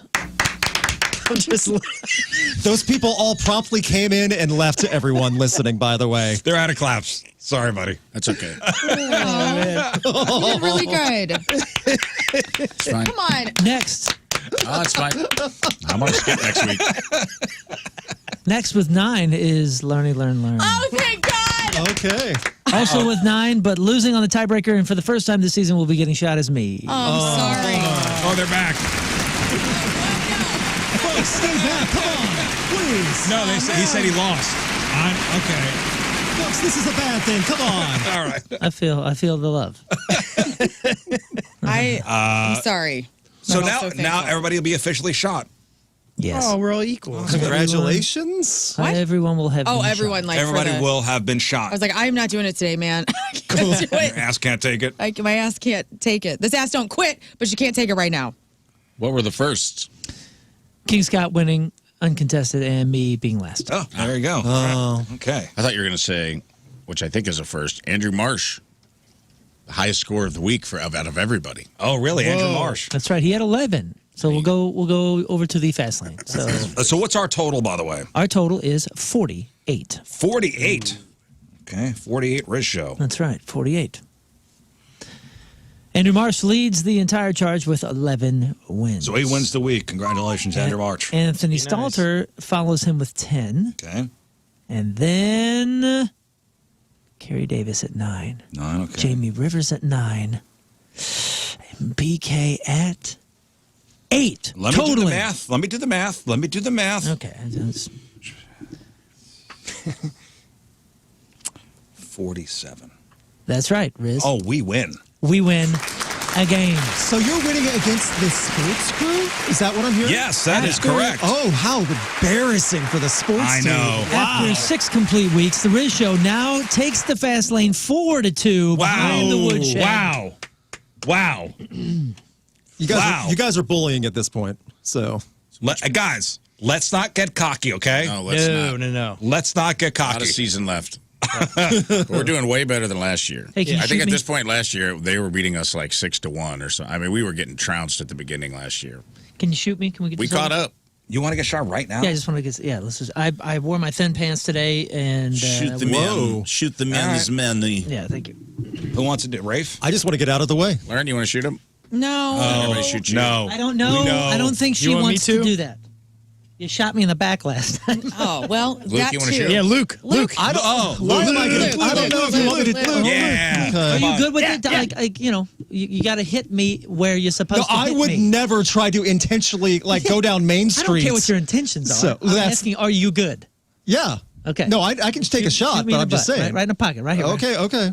If that's what you want. All right, He Luke wants it. Spencer, we have a guest executioner. Okay. This is great news. Chair, you got to get over here. I'm getting there. I was putting my headphones. Someone's really getting cranky. 618 says you guys won because BK accidentally picked the Jets, not realizing they were considered a home team. Who cares? Back it upside down. That seems to be a BK problem. Yeah. Back it upside A down. win's a win. Flips. Oh, man. Okay, wait. Pull them tight. Don't hit Get me. your little poop sack pulled tight. Pull your coat up. His poop sack. His your coat's coat up. up. Pull his coat up. 3, 2, 1. Ooh, Got man, him. nice. All right, good Nice. shot. Got him. Was that too high? Right on the That was perfect. Okay. Nice. I don't like it. Man, doesn't it hurt? It Especially, does hurt. First, after you haven't had one in a while. yeah, especially since you haven't had one in a while. It stings. Nice shooting. man. Yeah, great shot. Good great shoot. shot. Moon, I like you. I did not want to cause you pain when I came here on a Tuesday. This ain't you. This ain't you. This Why'd ain't you high personal. five me right now? What? You're smiling. Big. This is my fault. I earned this pain. Okay. I earned it. This is my fault. Rafe, why are you trying to slide me a 10 under the desk right now? What are you talking about? I tell you It's a what, 20. man. It helps to get shot. It helps to be last on a winning week. It makes you feel, less defeated. Mm-hmm. So you know what? I blew it. I took the shot. You took it like a champ. And we're moving You did. on. God dang. Boy, I don't want to get too cocky here, but it is kind of pathetic they're losing 4-2. Yeah, I mean, they should be A little bit, Hey, yeah. well, I was preparing for pain. What did you say about BK? What did he do? He Somebody says he accidentally picked the Jets, not realizing they were considered a home team. I don't know what that What is means. that supposed to mean? Right. Accidentally. You didn't the accidentally pick Jets? anything. You picked a team. He picked a team. Don't make excuses for these people. Yeah. What does that have to do also? So you did pick the Jets and they were at home, which gives them a better chance. They to were in win? Europe. Yeah, block that person. Oh, in UK? So That person. he thought they were playing at the Get him outta Meadowlands. here. Now I feel bad. Oh, that's a bummer. Okay, I Yeah. didn't know. They would have lost in the Because if the Jets were Meadowlands. at the Meadowlands, we would be having a whole different conversation. Yes, that would have totally been They different. would have lost either way. They're terrible. Yeah, that's what I was asking. The Jets, I don't know how much the home team crowd is really going to rile them up. Terrible. Anyway, Plus, how many times have we accidentally not picked it?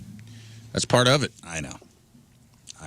Luke, let's talk about some of these rocked.net lists you got going on here. Awesome. I am happy to always talk about lists. This time when I come in here, I'm glad I got two lists. I want to talk about positive things, Positive, yes. Start off with some good lists, some fun stuff. Recently, as of Sunday, I just posted this like literally a couple hours before I got on the plane. Posted a video because Jimmy Kimmel's been in the news a lot recently, and this is not any type of statement on that. He has put on a lot of rock and metal and alternative bands over 20 years, a ton of great stuff that has been on there. Where did you guys played Craig Kilborn? I did Kilborn. I did Kimmel twice. There you go. I did, what's the other? Carson Daly. Last call. Did you ever do Conan? last- I don't know. No, we Ever didn't do Conan. Benny Hill? We did another one. You did I Kilborn. can't remember. I know we did Kilborn. Wait, which one is Kilborn? That's the blonde guy. Yes, he was yeah. before Craig Ferguson. Right. Yeah. It was one of the Craigs. It was Yes. it was the one that disappeared and was going to be a movie star. And The then bad didn't. guy from Old School. Yes, I did The Kilborn. douchebag Show boyfriend. host. I still have the Also. thanks for coming to the Craig Kilborn shirt. Yeah. Craig He was Kilborn. he was before Jon Stewart on the Daily Show. He was the too, original yeah. Daily Show He was the host. original Yeah, Daily and Show he guy. was super nice. Everybody he had a bad rap Okay. around that time. People were like, "Oh, he's kind of a jerk." They were saying he was difficult. No, he was lovely. I'm sure He was fine for us. But yeah, that Daily and Kimmel was wonderful. That dude rules. Okay. So there's been so much cool stuff that Kimmel has done over the years, even going all the way back to like the early 2000s with like the bar setting and things like that. Yeah. And like it's so wild to see that. One of them was cool that I put on the video. I don't know if you have this clip pulled up yet or not. It's like they had Slipknot on there in 04. Yeah.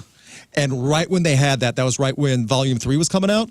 They didn't just have them play. They had them play two songs, and they were interviewing the band behind the bar. And you see all the band in full costume and mask behind the bar. Corey Taylor and Joey Jordison talking with Jimmy Kimmel in front of a really rowdy crowd. And it was actually pretty cool to hear. I have the performance. Yes.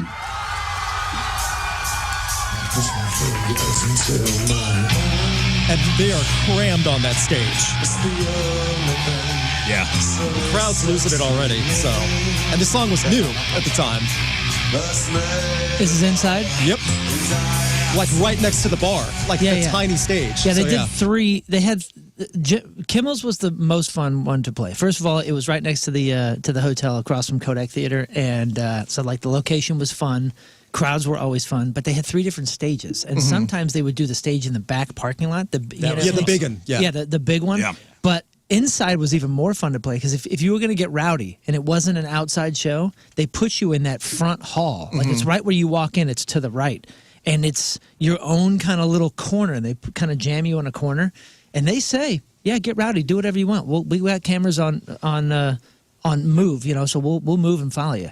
They were really chill about everything. Where everything else is super rigid, Kimmel was kind of like, I party. tell you what, though, Slipknot, there's 9 guys just crazy. Yes. That's They awesome. were crammed on that That's stage. awesome. So, and they made, So many drums. And they made it work. Oh, and they got different angles of the drummers, like they're Yeah. facing each other. Really? The percussionists. Cool. Yeah, Oh it was my pretty gosh, cool. I wanna see so, that. Make sure you check out Luke's. Yeah, I show Luke's clips of page. it, and it's on the YouTube video right Yeah, I now for wanna that see that. sequence. But it's pretty awesome to see. All right, next one. Next one was a collaboration, and like something I didn't know until I started doing research for the video. So at the time, John Fogerty was doing a documentary, and he was doing touring and things like that.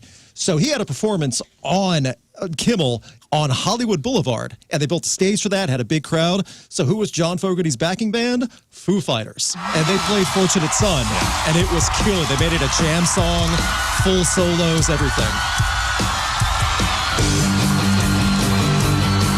Dave's singing a lot with them. It's pretty awesome.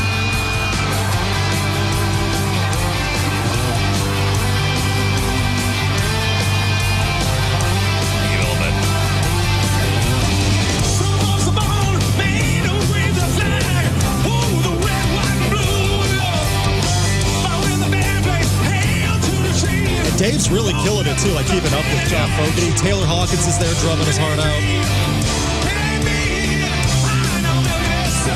That's a good one. Yeah, it's so fun to see that. For whatever legal reasons, they had to be called the Sound City Players. They couldn't be called Foo Fighters, even though it's literally Foo Fighters. So. Interesting.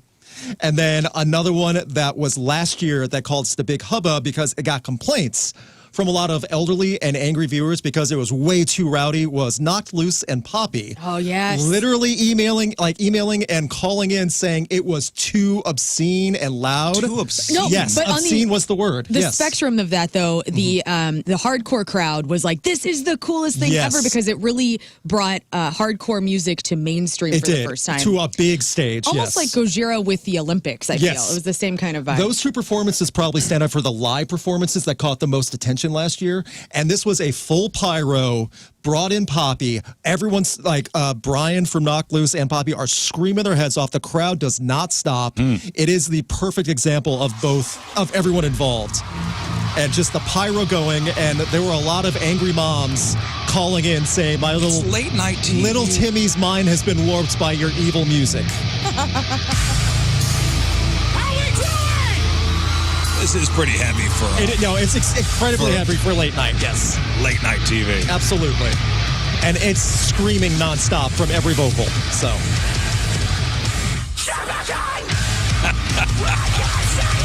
This is on late night TV. Yes, and then Poppy comes out and screams even louder.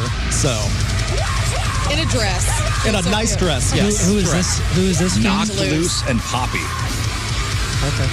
So all those complaints, those people complained, they brought back Poppy a couple months later anyway. I'm It's sorry. Dillinger escape plan with a gal. If I did hear this, I'm sorry. Let's see what's With the pyro, Let's see what the Food Network's got going on. Yeah, with the pyro going. Yeah. That's cool as heck that made late night. It is. That's what I'm saying, Yeah. yeah. Cool as heck. All right, your next list. Yes. What else So we got? this is what I'm working on right now, and I gotta be real careful. We were talking about Saturday Night Live earlier.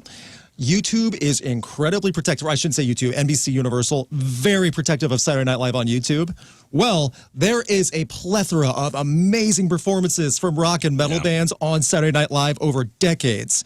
So I'm scouring Reddit and pulling clips of these amazing performances, and these go way back. Did you watch that SNL music special? Yes, I did. Yeah. And again, what goes into it for the bands too should not be hindered because those bands have to travel into and practice and things like that as well, alongside all the guest hosts and everything too. So it is an opportunity for them, and a lot of chaos happens. So 3 bands that I emailed to you, all 3 were banned after their performance. Banned. You're never coming back. Never to come back to SNL again, no matter how big you get. Yes, and they were already big at the time. Some of them got way bigger too. The first one was 1990, going way, like January 1990, with Faith No More, and they played Epic, and it was amazing. And Mr. Patton almost got stuck in a fan and had to stop the whole show, and it was so cool. Yeah, the set back then had a big fan. It looked Industrial fan, yeah.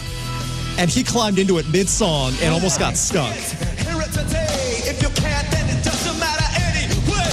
You will never understand it because it happens too fast. And it feels so good, it's like walking on glass. It's so cool. And it's so cool to see the performance. They're like, he's dressed up, he's stomping around. It's an awesome thing to check out. So sweet, but it makes no difference because it knocks you off your feet. That sounds so good. Yeah, he's in the, like we're watching right now, he's in the fan. This is live mid-song while the solo's going. You know, probably, you know what they told us here?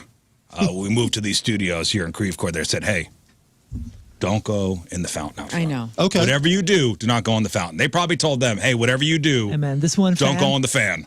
Oh. This one fan is off this limits. one, don't do that. What are you going to do, stop me while we're live? And Okay. he went in the fan. He went in the fan, and no more Faith No More after that. But they nailed the performance. Oh, So if that's their so one, good. if that's their one and done, they nailed it. So He got banned for that? yes, he did. Nerds. Band. One I know for sure, and you do have on this list, is Rage Against the Machine. Correct. And there's a little story behind that because they were scheduled to play twice on the show Yes. that night. So right before the first song, and they okayed it beforehand that they're going to have U.S. flags on the amps turned upside down to go with one of the first song with not Down Rodeo. It's Bulls on Parade. Bulls on Parade. Excuse me. They were going to play Down Rodeo after, but that got scrapped. As soon as Lorne Michaels saw it with his own eyes and like saw Crass, they had the crew rip the flags off while the band was almost like minutes away from playing. This made Rage angrier, and they had an amazing performance of this song live. This made Rage rage. Yes, correct. Even Ragier. Their one and only performance on SNL. And again, they killed it. And they were very open about what happened after, too. So, Ironically, Steve Forbes, who was running for president at the time, was the host. Ladies and gentlemen, Rage Against the Machine.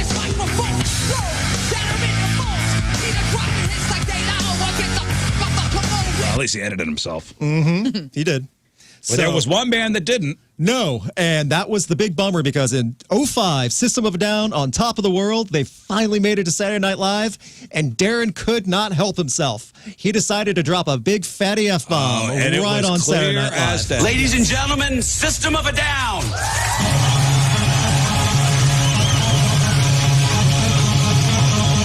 That's Johnny Knoxville, by the way. Yes. Good guitarist. And the audio's not great. And this is a wild performance for Saturday Night Live even as well for a song like this.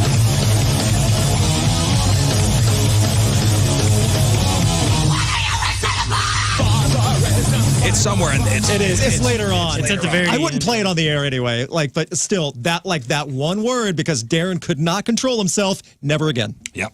So, and there's so many performances like that over time, like bands, and just great performances as well.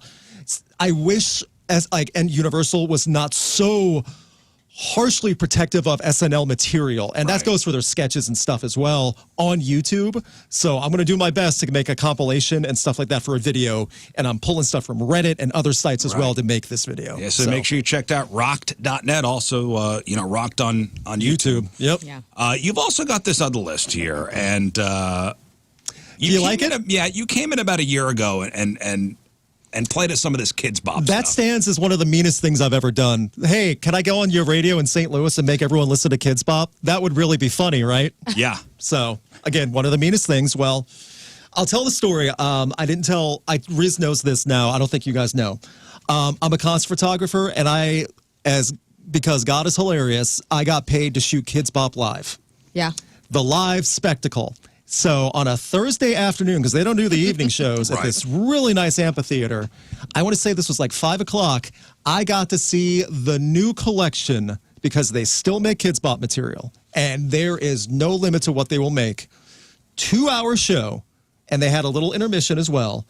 Kids everywhere, and parents galore singing newer hits modified for the little ones. So there was like maybe 1 or 2 rock songs, but I'm still in shock for how far they went.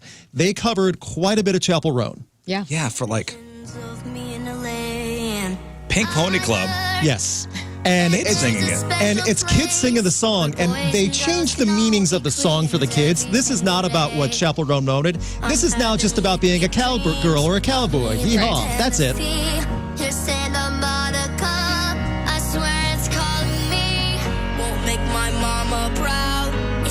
very, very modded. And they lip sync the whole thing, by the way. So.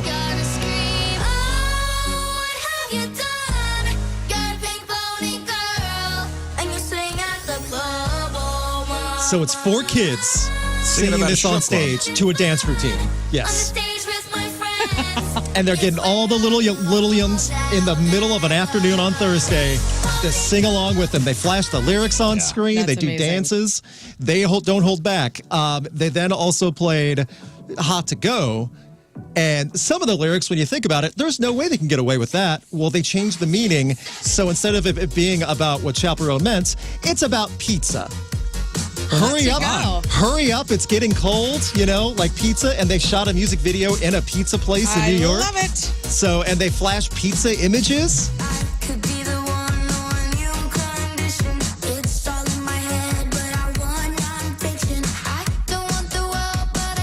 And Kids Bop has evolved. Hot to Go is about pizza. Okay. Yes. And Dude, the- Elisa's kids singing. Have you It heard is. have you heard all the small things one? Oh yeah. There's Oh yeah. not- there's that was not- back when they were like filming in like a closet and like recording it with one guy and 2 kids. Dude, there's not a worse recording on the planet than the Kids That Bop, is all the small things. That is just some guy's uncle that recorded Got those it. old ones. Have you heard this before, dude? We had this going in the Yeah, we car. played this.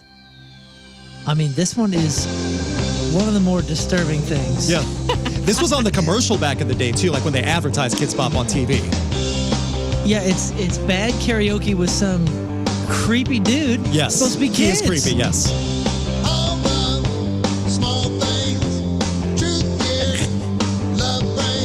Like this is It's like the dude from Squidbillies. I would accept it if it was like ironic like that. I thought it was supposed to be kids singing. A lot of it is. So now with the new Kids Bop, Yeah. it is mostly kids, mostly. The thing is though, They're still doing creepy uncle stuff? they're like it's creepy uncle and creepy aunt stuff. So like there's like women singing too. The thing is though, Kids Bop has exploded international. They have Kids Bop tours in overseas in Europe and stuff too. They're filming on the double-decker buses. And one of the most recent ones for the Kids Bop UK was Dochi's Anxiety. So they have kids singing that one. I don't know what that is. What is that? This one. What? This is Go To You. That's the song sample for Dochi's Anxiety. Oh, Like- which uses samples from Like she. Like taken. Other stuff. Sample is a generous word.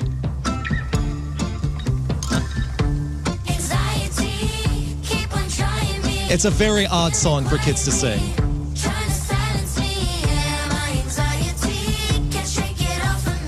And the music video is these kids smiling their hearts out while singing. I like the Sabrina Carpenter one. Yes, a lot of Sabrina Carpenter too. Espresso? They played Espresso for the kids. You do love Sabrina Carpenter. I do. I'm a fan. And again, little kids dancing their hearts out to this, not knowing what's going on. So it's so nuts. God. The story of Job's a job, isn't it? Yes, and the Stuff. story I tell when I was there, I had like a Live Nation lead with me because like I was there shooting and trying to work for them.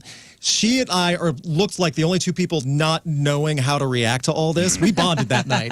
But anyway, she looks at me while I'm taking photos, go, look at the Tito's line.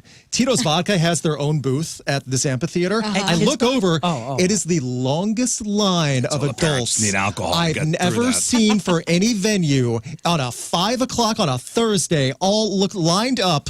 No one's talking to each other, just wanting hard alcohol. I don't blame them at all. Wow. Yes, and like the kids were like, they make it for the kids. Let's be honest this way.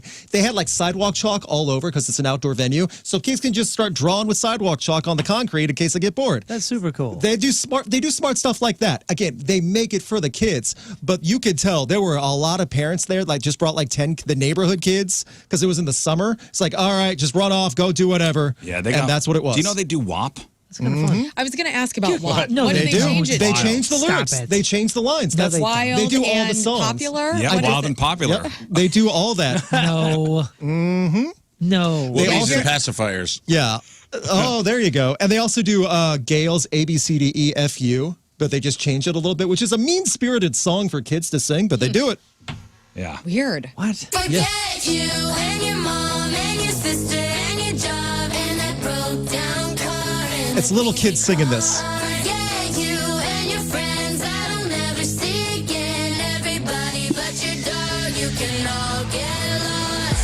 So, what is that meeting like? Like the board meeting where, okay, what songs do we want to remake for the kids? Yeah, no Whatever. kidding. What does it say about pop music? They try to get stuff, I'm sure, where the parents know the songs. Yeah. Maybe? I'm just saying, like, what does that say about the Maybe. content, the creativity lines Yeah. And of what's happening in modern music right now? and they ended the set with Walk the Moon, Shut Up and Dance. It was like, okay, that's a fun one to do, but that song's safe for the kids to listen to in the first place. Yeah. You could just let kids listen to the real song. Right. So, but nope, they got to make that money, that Kids Bop money, and there is a lot to be And made. They are. Kids Bop money. They make new releases, like full albums worth every year now. And it's international, the streaming numbers on YouTube and Spotify. And if you like look up one of the videos, the YouTube view count on that Hot to Go Pizza one, you would not believe how many views it has. Millions. Good for them. dude. Millions and millions, yes. So, yeah, that Kids Bop is exploded. So if you hate Kids Bop, you're not living in the right timeline because it's only going to get bigger and these tours are getting more overblown. Like it's a Right. full production. So What it's, is it? Is there like a contingency and people, musicians' contracts where it's like you might have a Kids Bop experience come out of your music? See, it'd be one thing if they had that, but like changing the lyric, like Chapel Roan you go back to, Yeah. like you are drastically changing what the song means, not just having kids sing Well, over I'm it. sure she gets a little cut of what they do. So I'm sure. I hope so. Fine. You want to change the words? Yeah, I wonder if that's Go ahead. considered parody. Maybe. It falls under Maybe? parody I thing. wouldn't do it if I were a musician. I want to do. I want to do two my lists. Okay. So Yes. Luke's famous for his lists. I want to do two my lists. Mm-hmm. All right. So on my list number one are songs that are miniature movies, complete with a plot. Mm-hmm. So what I'll do for this Oh, yeah. is I will give you the plot of the quote unquote movie that the song kind of conveys. Now we're talking like full-fledged narratives with characters and settings and a distinct plot that unfolds Right. from the beginning to the end. So I'll give you the synopsis and you tell me what song it is. We'll start with this one. This is a 5-minute Southern Gothic horror film. The song builds a terrifying narrative about a mysterious, possibly vampiric figure luring somebody to a secluded spot by a lake with the premise of eternal life. The creepy, seductive verses build to a frantic, desperate climax where the speaker reveals his dark secret, do you want to die? Oh, Yep, Toadies. that's easy. Toadies. Possum Kingdom. Yep. So Possum Kingdom, yes, it's a full-fledged movie from start to finish. Great song, too. All right, what about this one? Based on the tragic true story of a high school student who took his own life in front of his classmates. Adam's. Adam Oh, no, sorry, Jeremy. Jeremy. yes.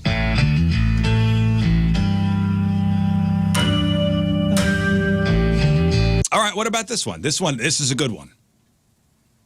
This is a surrealist comedy short directed by David Lynch. In a deadpan spoken word delivery, the narrator tells a story of waking up to find his manhood gone, his frantic search for it, Oh, and his eventual discovery of it for sale in a street Detachable vendor's penis. stall. yeah. Who was that? This is a one-hit wonder. Yeah. Oh, Do you remember the song, Moon? Yeah. We play it on Way Back Weekend all the time. yep. King Missile. Yeah, right. okay. Detachable Penis from 1992. I knew the name. I didn't know the, yeah. It's a complete, bizarre, funny story from beginning to end. There's a beginning, there's a middle, and there's an end. This is David Lynch. Just the tone of everything, you can tell. All right, these are all songs that are miniature movies, complete with plots. All right, this next one is a quiet, heartbreaking film. The song is a somber, first-person account of a young man taking his girlfriend to get an abortion the day after Christmas. Oh, live Brick Ben lightning Folds crashes. No, Oh, it's- Ben Folds 5. Yeah. Ben Folds She's 5. a brick. Yeah. Merry Christmas, everyone. The lyrics are filled with specific visual details. Cold morning, silent car ride. This last one, the song is the final scene of a movie about escaping a toxic past. The lead singer tells a clear story of leaving behind a broken relationship and a dead-end life to start over with a big, dumb, and shiny dream of a new life by the ocean. It's a narrative of escape, hope, and the bittersweet freedom of starting over. It could be 1,000 songs. But Cumbersome. if we're gonna talk about alternative, 90s alternative. From 1995. Okay, that's 95. Is that Everclear? Santa Monica. Yeah. Yeah. All right. Good job. Everclear, Santa Monica. Yes, these are all like mini movies. I am still living with your ghost. Can anybody think of any other? I was My- thinking. Oh, go ahead, Moon. My favorite one ever that I've like designed songs after is Garth Brooks' "Lonesome Dove." Lonesome Dove. Full story, dude. Full story. Oh, Thunder Rolls. That's another one. Rolls. Thunder Rolls is great. I mean, he's a storyteller. Yeah, he does a lot of that. A lot of those old country songs from 60s to 2000 are all Yeah. stories. They're mini movies. Janie's Got a Gun. Oh, yeah. Aerosmith. That's a good one. There you go. Phil Collins in the air tonight. I was expecting to hear that. Oh yeah, he tells the story about that guy drowning. Which has a totally different meaning that a lot of people get wrong. Oh, Every Breath You Take from the Sting. Police. Yeah, I was thinking of No Doubt, like Magic's in the Makeup and Don't Speak. Also, Warrant's Kind of. Uncle Tom's Cabin.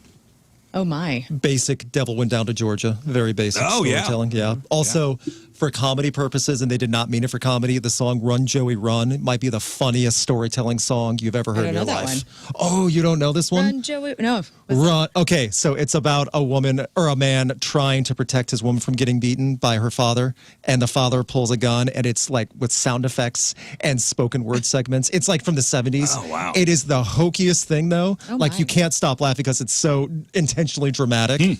Run, Joey, run. That type of stuff. It's so good. It's so worth hearing, though. All right, so my next list, songs that are secretly devastating despite sounding upbeat. Secretly devastating. Okay. Secretly devastating, but Electric Avenue. from Eddie Grant? Andy Grant. Yeah, that's that Eddie Grant? That is Eddie Electric Grant, and it's I just recently learned like where the muse of that song We're comes from. gonna walk down to Electric Avenue. Yeah. What's it about? Higher. I think it's about racism in like California. Huh. And like police brutality. For real though? Not good. Yeah. One song everybody loves to sing along to, but it's really a dark tune, is Oh yeah, dude. Semi-Charmed Life from Third Eye Blind. Heavy drugs in a bathroom. Drug addiction and all sorts of It's stuff. about being addicted to crystal meth. It's so funny. We did a song once with the Dirtbags, and Tim Convey was like, "You should do this song." I was like, "Dude, it's so wordy. I don't even know the words." And he goes, "You don't know the words? It's like the greatest drug song ever," from a guy who's never tried anything ever. Kids Bop will do that probably, though. Don't worry. They'll figure out a way. Yeah, he did it. He crushed it. One I have on my list is No Rain from Blind Melon. Blind Melon has a couple sad ones, like when you really go down the lyrical. and that. Who presumed that this was a positive one? I don't know, like The people think- tone, like people just listen and don't really put the lyrics together. Yeah, they think And it's the like Bumblebee. Yeah, they think the summery vibe of it. You know, Huh. Another one is this one.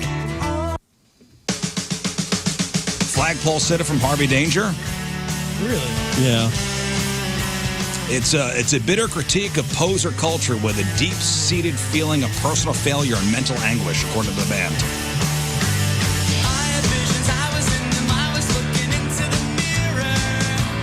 Yeah.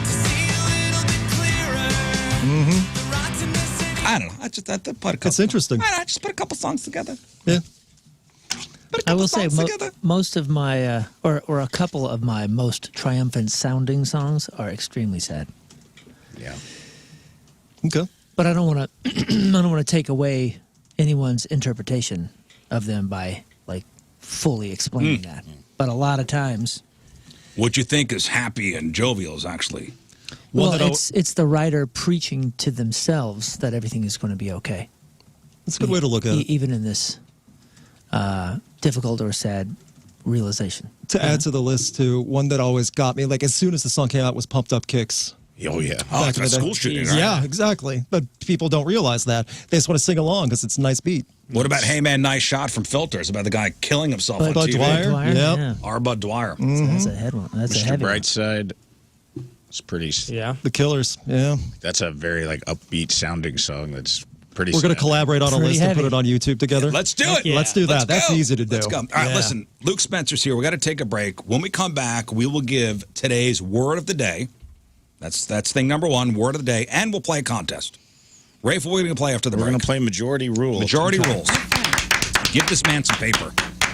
This man some paper. So if you want to play 314-624-3833 or 618-398-3833, explain, Rafe. Majority rule is very simple. I will give you a category, and I will ask a question of the room. We will all write down our answer. Perhaps maybe be like, name a Tim Curry film. Okay. We will all write down our answer. Then I will ask the listener to give me their answer. They must match the majority of the room. It's simple.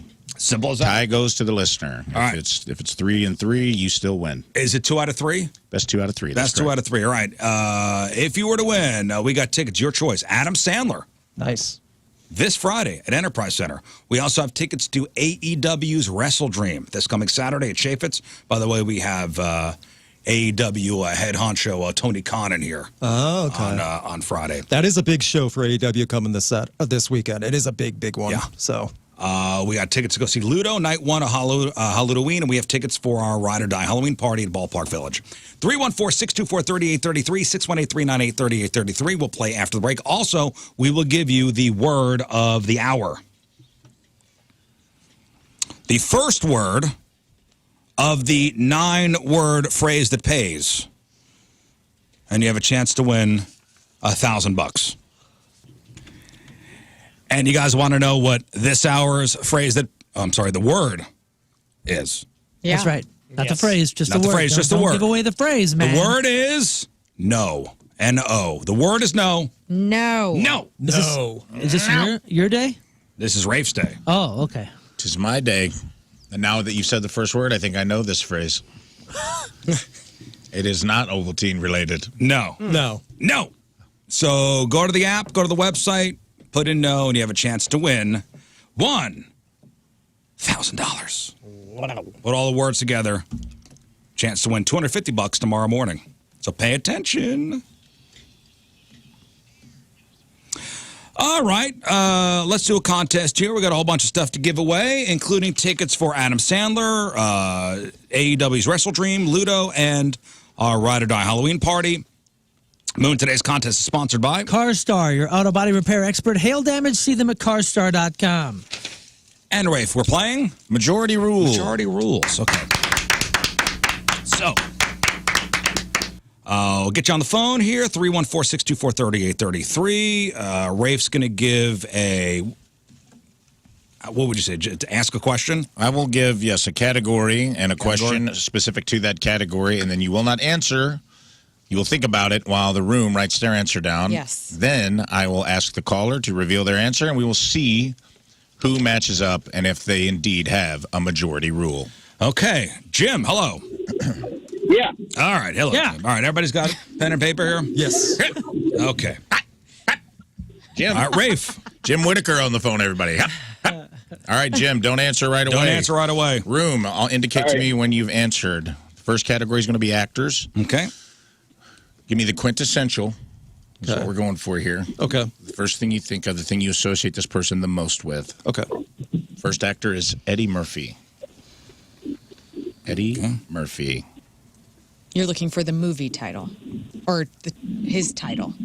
We are looking for the work that you most associate an actor Eddie Murphy with. So, yes, I would say a movie. Okay. I mean, it could be. Unless there was Could a be something commercial he else. did. Yeah, it could be a commercial he did. You really like. Party all the time. Party SNL all the time, sketch. Party all the time. All right, let's say a movie, guys. Okay. Okay. I'm done. Tight. I'm done. Done. I'm done. I'm done. Everyone is done. All right, done? Jim. Done. Jim, everyone is done. So, Jim, I will ask you, what movie or film do you most associate Eddie Murphy? Beverly Hills Cop. Okay, good answer. Good. I went old school. Jim went old school. Scott Rizzuto. Beverly Hills Cop. Moon Valjean. The royal penis is clean. Yep, me too. Coming to America. Coming to America. Coming to America. Beverly Hills Cop. King Scott. Coming to America. I also said Beverly Hills Cop. Oh, so he gets it. Hey. Tie All right, goes very to- good. All right, there's one, Jim. Next. Is that right? Does that math That's right. out? Yeah, I was Okay. mathing it out. He said Beverly Hills Cop. You and I said Beverly Hills Cop. Wait. I did too. And So that's 3. Luke did. I was like, I know there was 4. All right. Next actor, what do you most associate this person with? What film or movie? Christoph Waltz. Christoph Waltz. You don't know who that is? That's going to cost you. It's going to cost you, bud. Oh, no. Just say a movie. Come on, Christoph man. Waltz, just Christoph be thinking Waltz? about it. You'll I'm know ready. him. I'm ready. Everybody says it. I've got I'm it. ready. Everybody's ready? All right. Jim? Jim? Batman. Batman. Let's see if Okay. let's see. I don't know if he's gonna get it. I feel good about this. I don't know if he's gonna get All right, it. let's start with Luke Spencer. Django Unchained. Learn. Inglorious Bastards. Moon. Inglorious Bastards. Scott Daniel. Inglorious Bastards. I also said Inglorious Bastards and King I Scott. said Inglorious Not Batman. gonna do it this time, Jim. No Batman. I forgot he was. Henchman So 2 did I. in Batman Yeah. Returns. Yeah. Now do you know who it is, Jim? Yes. Yeah. There you All right, go. here's your All final right, Jim, one. You'll Final know this. one. You'll know this guy. Final one. You got a chance to bring it all back. What film or movie do you most associate this actor with? The actor is, and don't say it yet until the room is answered. Just think about it, Jim. Dustin Hoffman. Dustin Hoffman. All right, I'm Dustin Hoffman. I'm ready. Got it. Ready? Yeah, I think this is an easy one. There's a few good ones. Ready. There are. Okay. There are. Here we go. We're ready. Is everybody ready? Yes. All right. Jim, what movie do you most associate Dustin Hoffman? Hear no evil, see no evil. Hear no evil, see no evil. Didn't even know he was in that. No, I did not either. I think you're Okay. thinking Yeah, Jim Henchman number 2. I believe he's thinking of Gene Wilder. Okay. Well, let's see. You're thinking of a different Jewish let's actor. see- You're let's thinking of see- a let's see what different happens Jewish here. actor. Very That's gonna cost serious you. role with Gene Wilder. Yes. Let's go. Here we go. Dustin Hoffman. All right. Let's start with King Scott. Rain Man. Rain Man. Scott Rizzuto. Rain Man. Hook. Moon. Hook. All Good right, choice. all Good right. choice. Rain Man. The Graduate. I also said Rain Man. Sorry, None of Jim. us said None of us said hear no evil, see no evil. Hear no evil, see no evil. Also, a.k.a. Meet the Fockers. All right. Brian. Yeah. Good morning. All right, Brian, let's see if we get majority rules here. Let's go. First, All right, first Brian, category. don't answer right away. The new category is bands. Okay. First category for the room. Don't answer, Brian. Give me a band that you most think of that is named after a city. A band named after a city. Let me know when you're done. Done. Done. Oh, man. Done. What? Learn? What? You don't know? Hang on. You don't know one? Hang on a minute. I'm dude. thinking the same thing you are right now. It's like, You're on whoa. Casey, for God's sakes. No, I know. I'm just thinking of. I'm thinking different. Cities are strange sometimes. Okay. All right, whatever. Shut up. Everybody done? I'm good. Okay. Okay. All right. Brian? Let's see Boston. Boston. All right. Not a bad answer. Luke Spencer. I went Boston. Learn. I went Kansas. That's but a Kansas state. City. That's a Kansas state. is also a city. No, it's not. Goodness gracious, there's a right answer. Didn't even get a city. Moon tired. The correct answer is Boston. Boston. I hate Boston. King Scott. Yeah, I you said would. the New Oh, York you Dolls. really hate Boston. Is it No. the New York Dolls? Yeah. What did you say? New York Dolls. New York Dolls, and I said Chicago, Oh, dude. but Boston takes it. Tied, yeah. Why There are you go. cool with New York Dolls but not Kansas? Kansas Because City. there's New York, New York. Yeah, and it was made for New York There's City, Kansas too, the City, dolls. Yeah. Kansas, dude. Yeah. Yeah. Okay, whatever. You guys are. All right, Higher coming up groups. If next. you write Kansas, Kansas, it's, your letter's not getting anywhere. If you write New York, New York, at least it's going to New York City. New York City. You're just from New All right, York Brian, City, you're one Judge. for What? one. Yeah, Riz. I mean, Brian? at least his was in a gray area. Okay, you know what? Fine. How did you not say Chicago or Boston, Scott? You fool. I just went with the first thing that popped in my brain, and it was New York Dolls. And, I don't know. I went with Festus. Was that, is that a band? They're awesome. Yeah. Oh, okay. All right, next. All right. Don't answer right away, Brian. Room. Give me a band named after a member. A band named after a member of said band. Okay. Let me know when you're finished. I'm Ready. Brian. Ready. Everyone's ready? Ready? Yeah. Ready? Everyone's ready? Brian? Oh, Van Halen. Good answer, bud. All right. I said Van Halen. Luke Spencer. Also said Van Halen. I said the Alan Parsons Project. Okay. Okay, that counts. That does count. Yes. Is that serious? Are you kidding? Alan Parsons helped me. Dark Side of Alan the Moon. Parsons was the engineer for Dark Side of the Moon. Wait, but he's the one that did the series. Series, yeah. Oh, okay. Yeah. okay. There's a bunch of songs he did. That sounds He's a rips. great artist. Was he Eye in the Sky?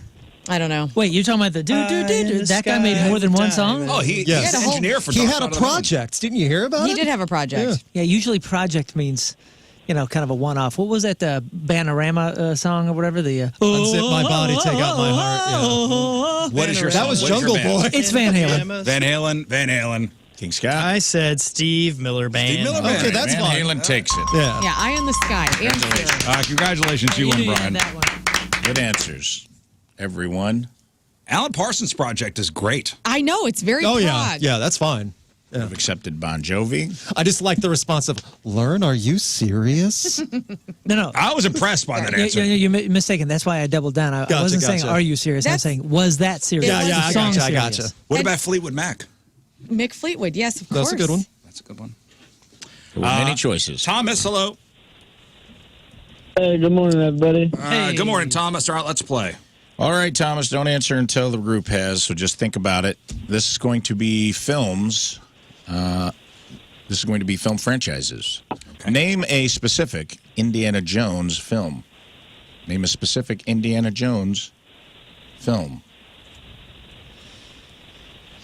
Okay. Done. Done. Yeah. Done. Everybody done? Done. All right. Thomas, name a specific Indiana Jones film.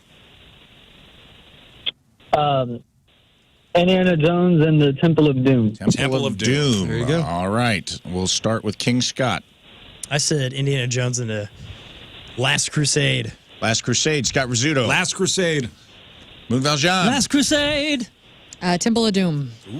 Last Crusade. Oh, and I said Raiders of the Lost Ark. Also good. I also want to say Diaries. So was Thomas in the majority? No, he was not. He did not win that one. You had a good guess. So. He said Temple of Keep that Doom. energy, learn. Thanks, man. I will. This is a Last Crusade show. Yeah, this is. We've established It's it. a Yes. no. A lot of father issues on this show, so this is the Last Crusade. It's the Last Crusade That show. is also true. All right. Next. This is part of the comeback right here. Name, and don't answer right away, Thomas. I'm going to let the room answer. Name a Pixar film. The quintessential Pixar film. Quintessential. Okay.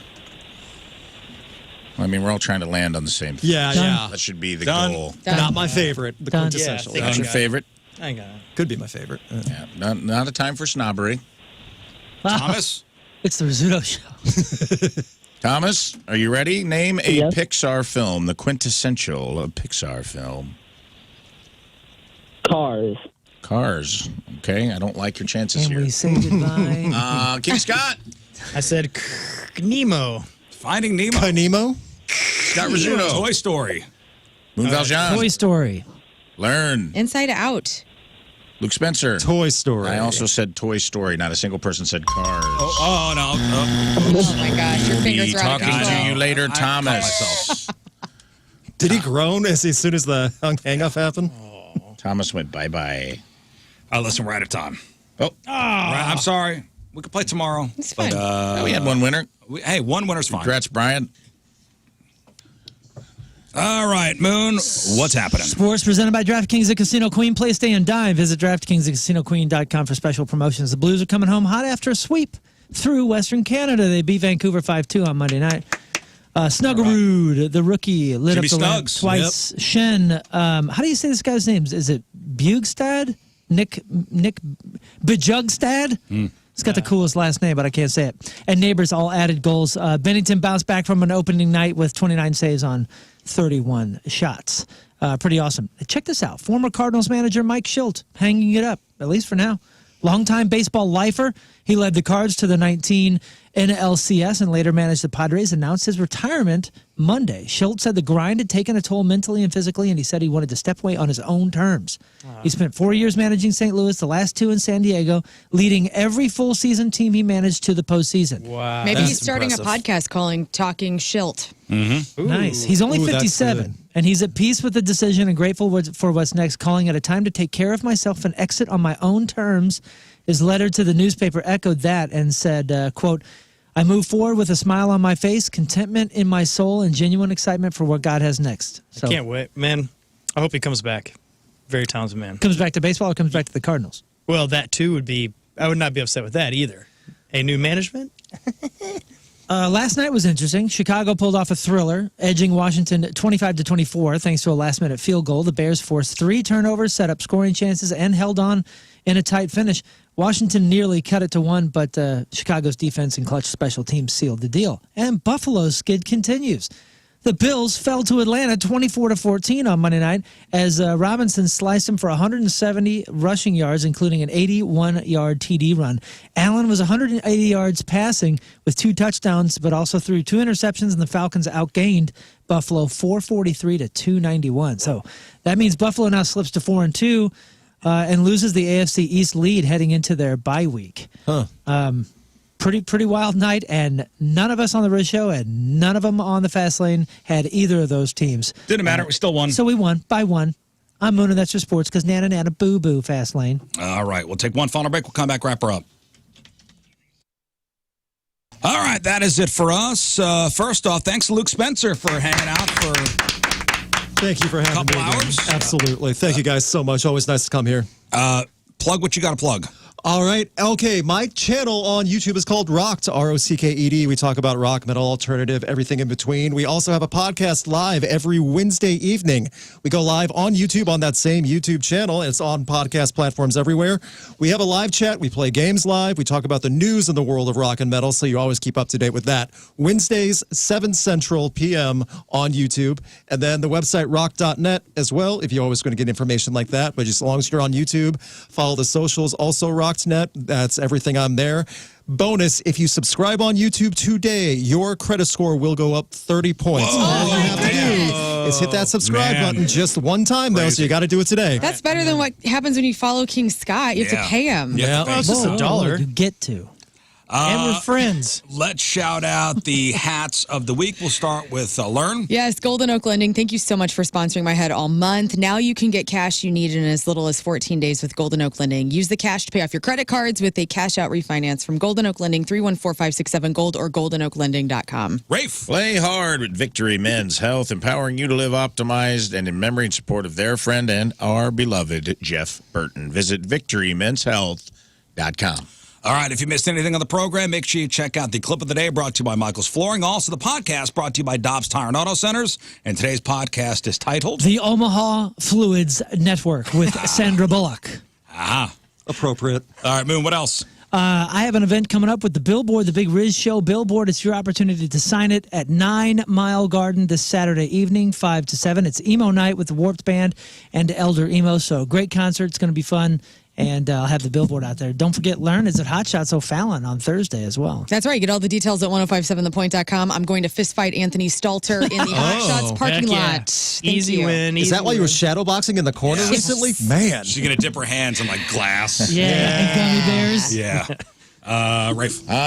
If you're a fan in the Tulsa area, I will be in Tulsa all weekend this weekend at the Looney Bin Comedy Club, headlining shows Friday and Saturday night. I know I got a couple emails from some Tulsa folks that listen, so tell your friends and drag everybody out, and you can go to looneybin.com for tickets to that. Scott? Yeah, make sure to get the VIP tickets to Rafe's event there in Tulsa. He's going to do it afterwards. It'll be about 1 a.m. He's not going to sign anything, and it'll be very quick. And awesome. Very expensive. You could be Ken Scott in line, too. For Hey, it. that's right. Nice.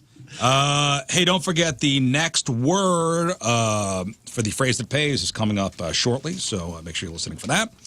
And that's it. We leave you with a selection from our Teamers Member of the Day, brought to you by Hot Shot Sports Bar and Grill from Crystal City. Brittany Duncan is our And Brittany wants to hear this song. Here it is. Have a great rest of your day. We'll see you tomorrow. Bye. Energy up. The Rizzuto Show on 105.7 The Point.